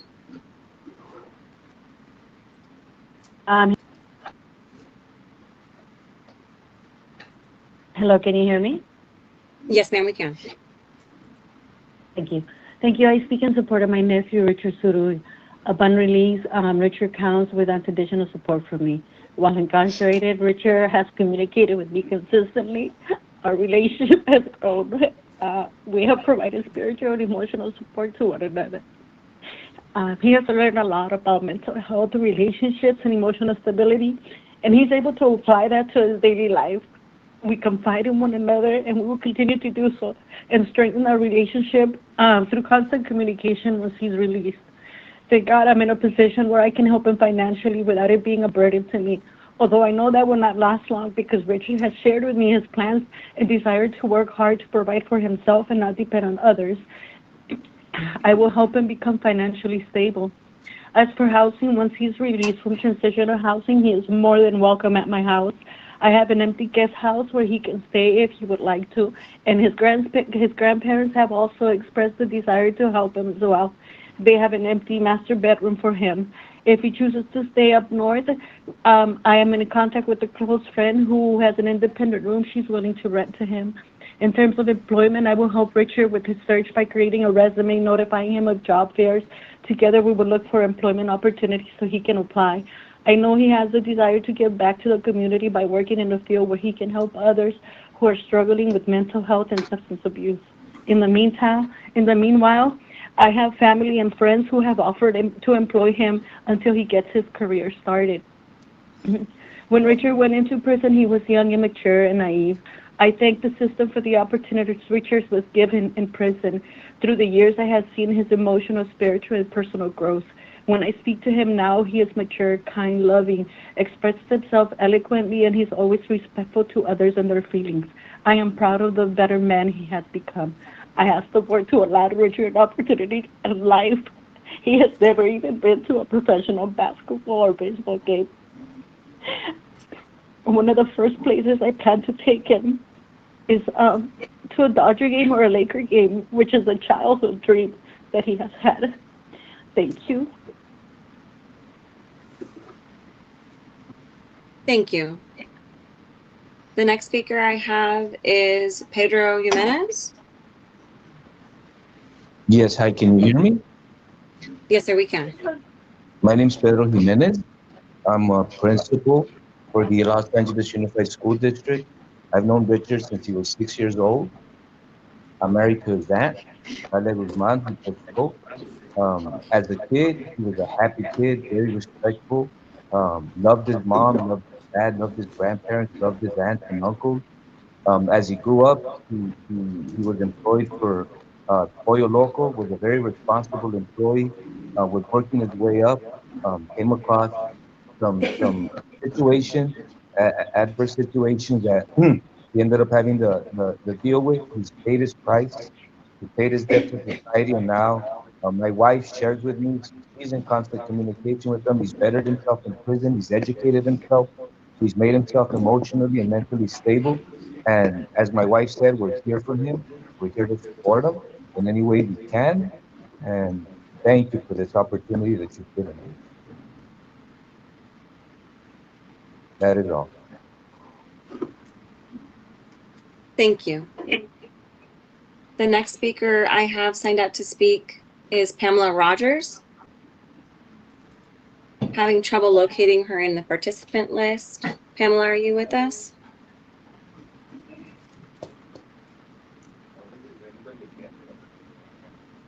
Pamela, if you're in the meeting, please press *5 on your telephone or raise your hand using the Microsoft Teams button.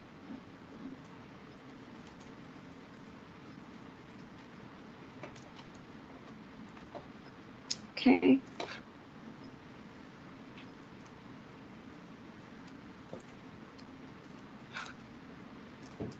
Wanted to circle back to Irma Maldonado.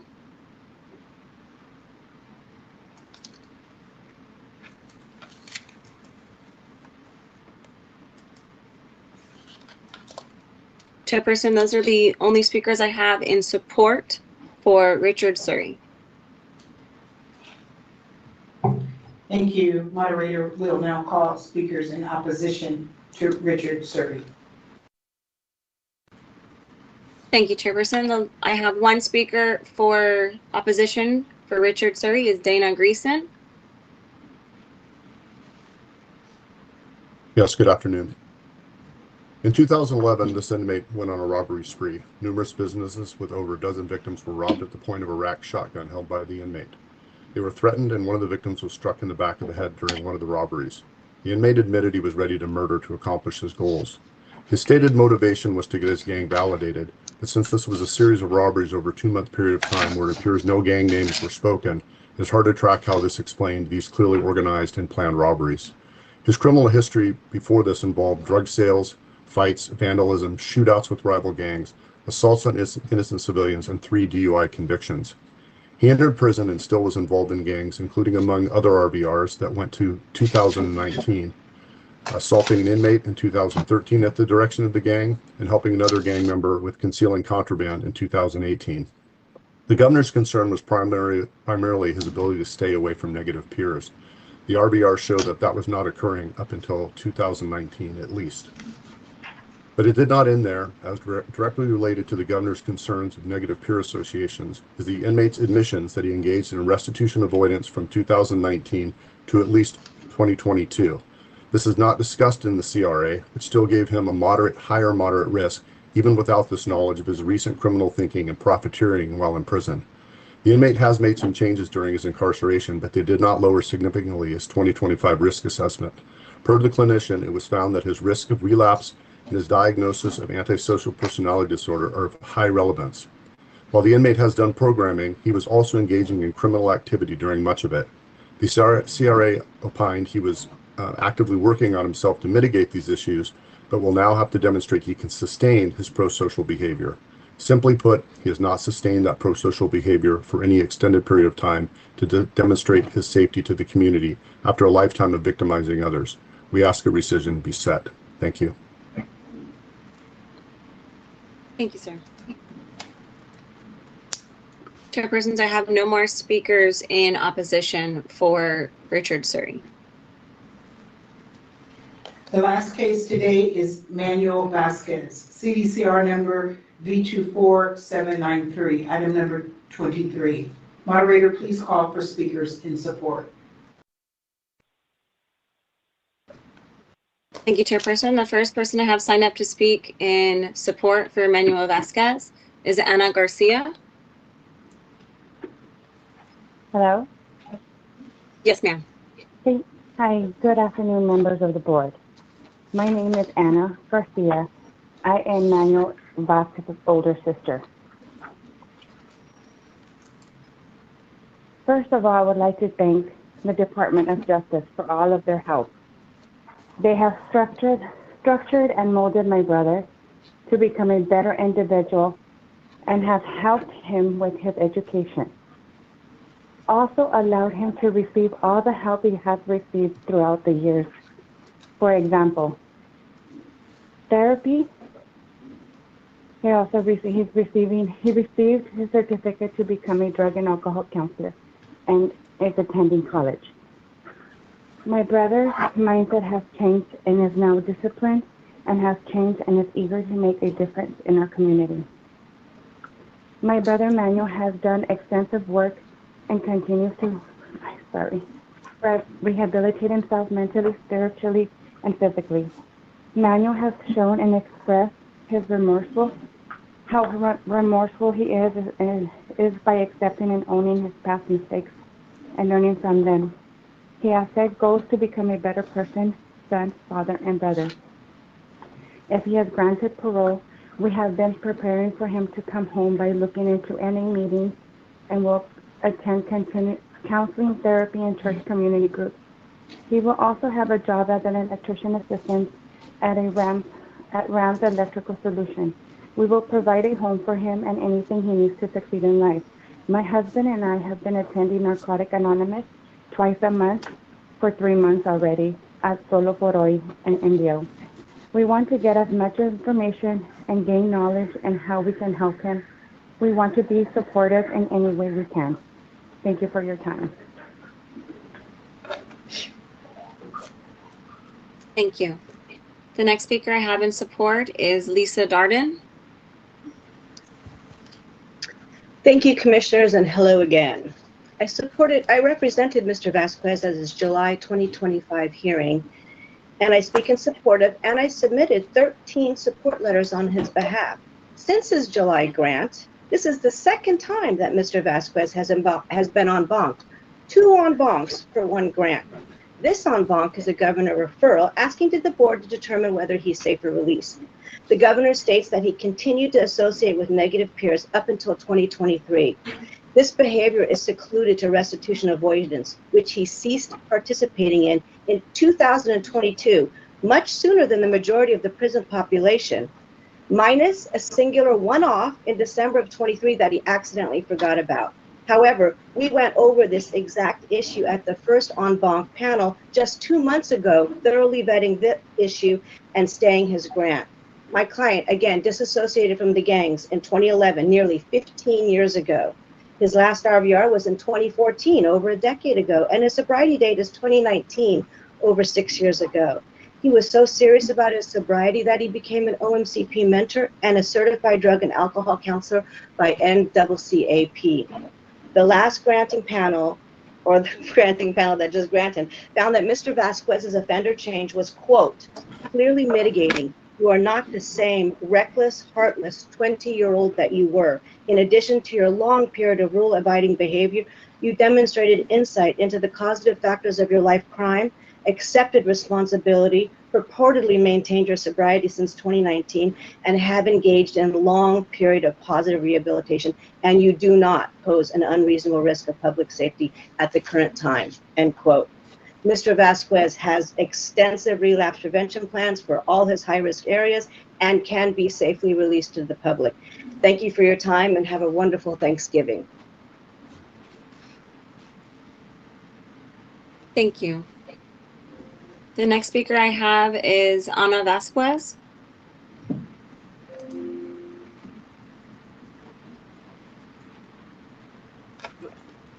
Good morning. This is Ana Vasquez, mother Manuel Vasquez. My English is not good, but I'm gonna try to tell you. I'm here to support my son, Manuel Vasquez. So I know that at that time that I'm being going over there, I know that he changed a lot because he speak to us very nice thing that we never see him, to speak to us. But he changed a lot. He went to school, and I know that he does things that he tell us, how to say it or not say it. But I hope you give us a chance to be home, and we support him a lot of things, and we're gonna still support him. Thank you, and I hope you consider giving a second chance. Thank you.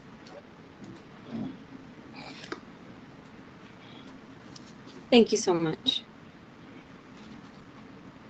Chairpersons, I have no more speakers signed up to speak in support for Manuel Vasquez. We'll now take speakers in opposition to Manuel Vasquez. The only speaker I had signed up to speak in opposition is Ms. Linda Dunn from Orange County. However, I do not see her in the participant list at this time. Ms. Dunn, are you in the meeting?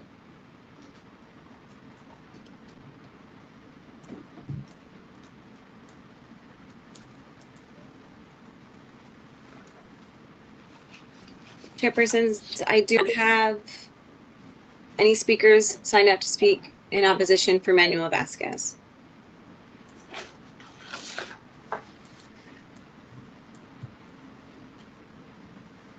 Thank you.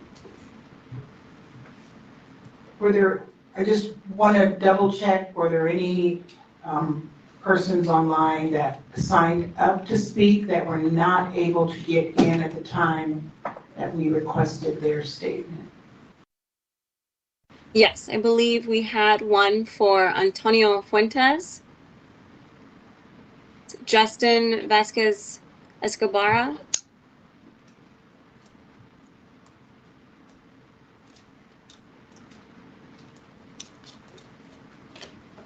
Justin, go ahead and unmute your microphone. You're still muted. Hello? Yes, we can Hello, hear you. my name is Justin. My name is Justin Vasquez Escobedo. I am Antonio's brother. I just want to come on and say, like, I grew up with Antonio with everything he's gone through with the sexual abuse and everything. I myself went through the same thing with him. We both grown up resenting everything that happened to us, but I've seen a tremendous change in Gio, or we call him Gio, Antonio, and he's a complete different person. Like, he's helped me guide myself to be a better dad, even though he's not a dad yet. He has me thinking different when it comes to my kids because my kids love him so much and look up to him so much. I've seen tremendous change in him.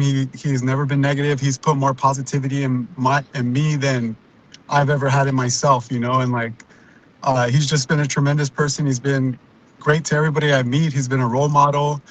He's done tremendous things, like from graduating and getting different degrees in college to taking different programs. And he just inspires me to want to do more than I've done myself, you know, and like, it's tremendous. He has a ton of support from his family. I myself have a really great barbecue business going now, and he has my support in joining me on my team and making me advance more. Being that he went to school for business and everything, he loves to cook. So I think he would be a tremendous asset to society. I know he regrets everything that he's done. It was at a young age, but he's grown a lot, and I think he has nothing but positivity and great things to guide people in going forward. But I want to thank you guys for my time. Bless everybody, and everybody have a great holiday. Thank you so much. Thank you, sir.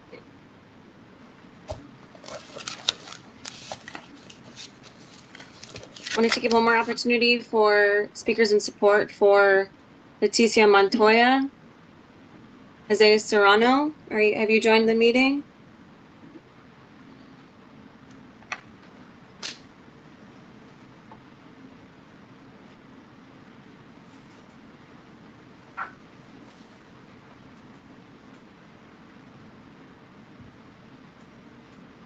Individual that raised your hand, I do not see your number on our speaker card. I'm looking for Jose Serrano.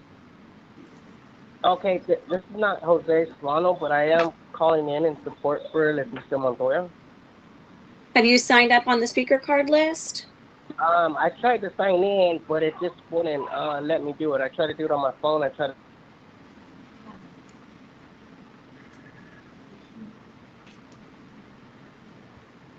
And your name, I'm sorry? I guess I'm not sure.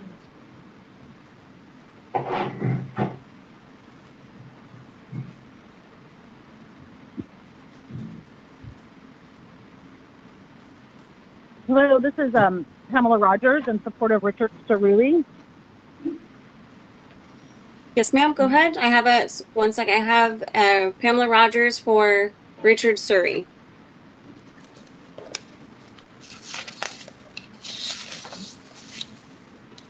Item number 22, go ahead. Hello, thank you. You can hear me? Yes, ma'am. Appreciate you. Apologies for the previous technological difficulties. But thank you for allowing me here today the opportunity to speak in support of Mr. Cerulli. I'm here today to highlight Richard's growth, accountability, his commitment to healing, both personally and within the broader community. Richard has demonstrated sustained dedication to education, self-reflection, transformation, and has successfully earned his bachelor's degree, a milestone that reflects not only his academic achievement, but his discipline, perseverance, and his clear vision for his future. Richard is engaged deeply in pro-social and restorative programs. His participation has been consistent and meaningful to help him develop insight, his emotional maturity, and his tools for his long-term success. Even in the uncertainty of the Banc process, he has remained focused, grounded, and positive. He continues to show emotional stability, his self-awareness, and his sincere desire to give back. I also come to you as a reentry specialist with the Exodus Project in Sacramento, also with my own organization of Bridge of Hope Reentry Services, where we walk hand in hand with those individuals coming home. I have worked in reentry for over 15 years in this community. This is only the second time I have ever spoken in a court or a board hearing because I feel this strongly about Richard's commitment to his future, to his healing, his accountability to his past, and his continued movement forward in this community. And I do hope you will affirm his parole grant. I appreciate your time so much today. Thank you.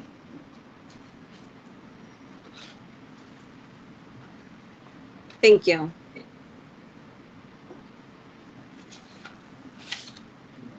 Chairpersons, I have no more speakers signed up to speak on today's cases.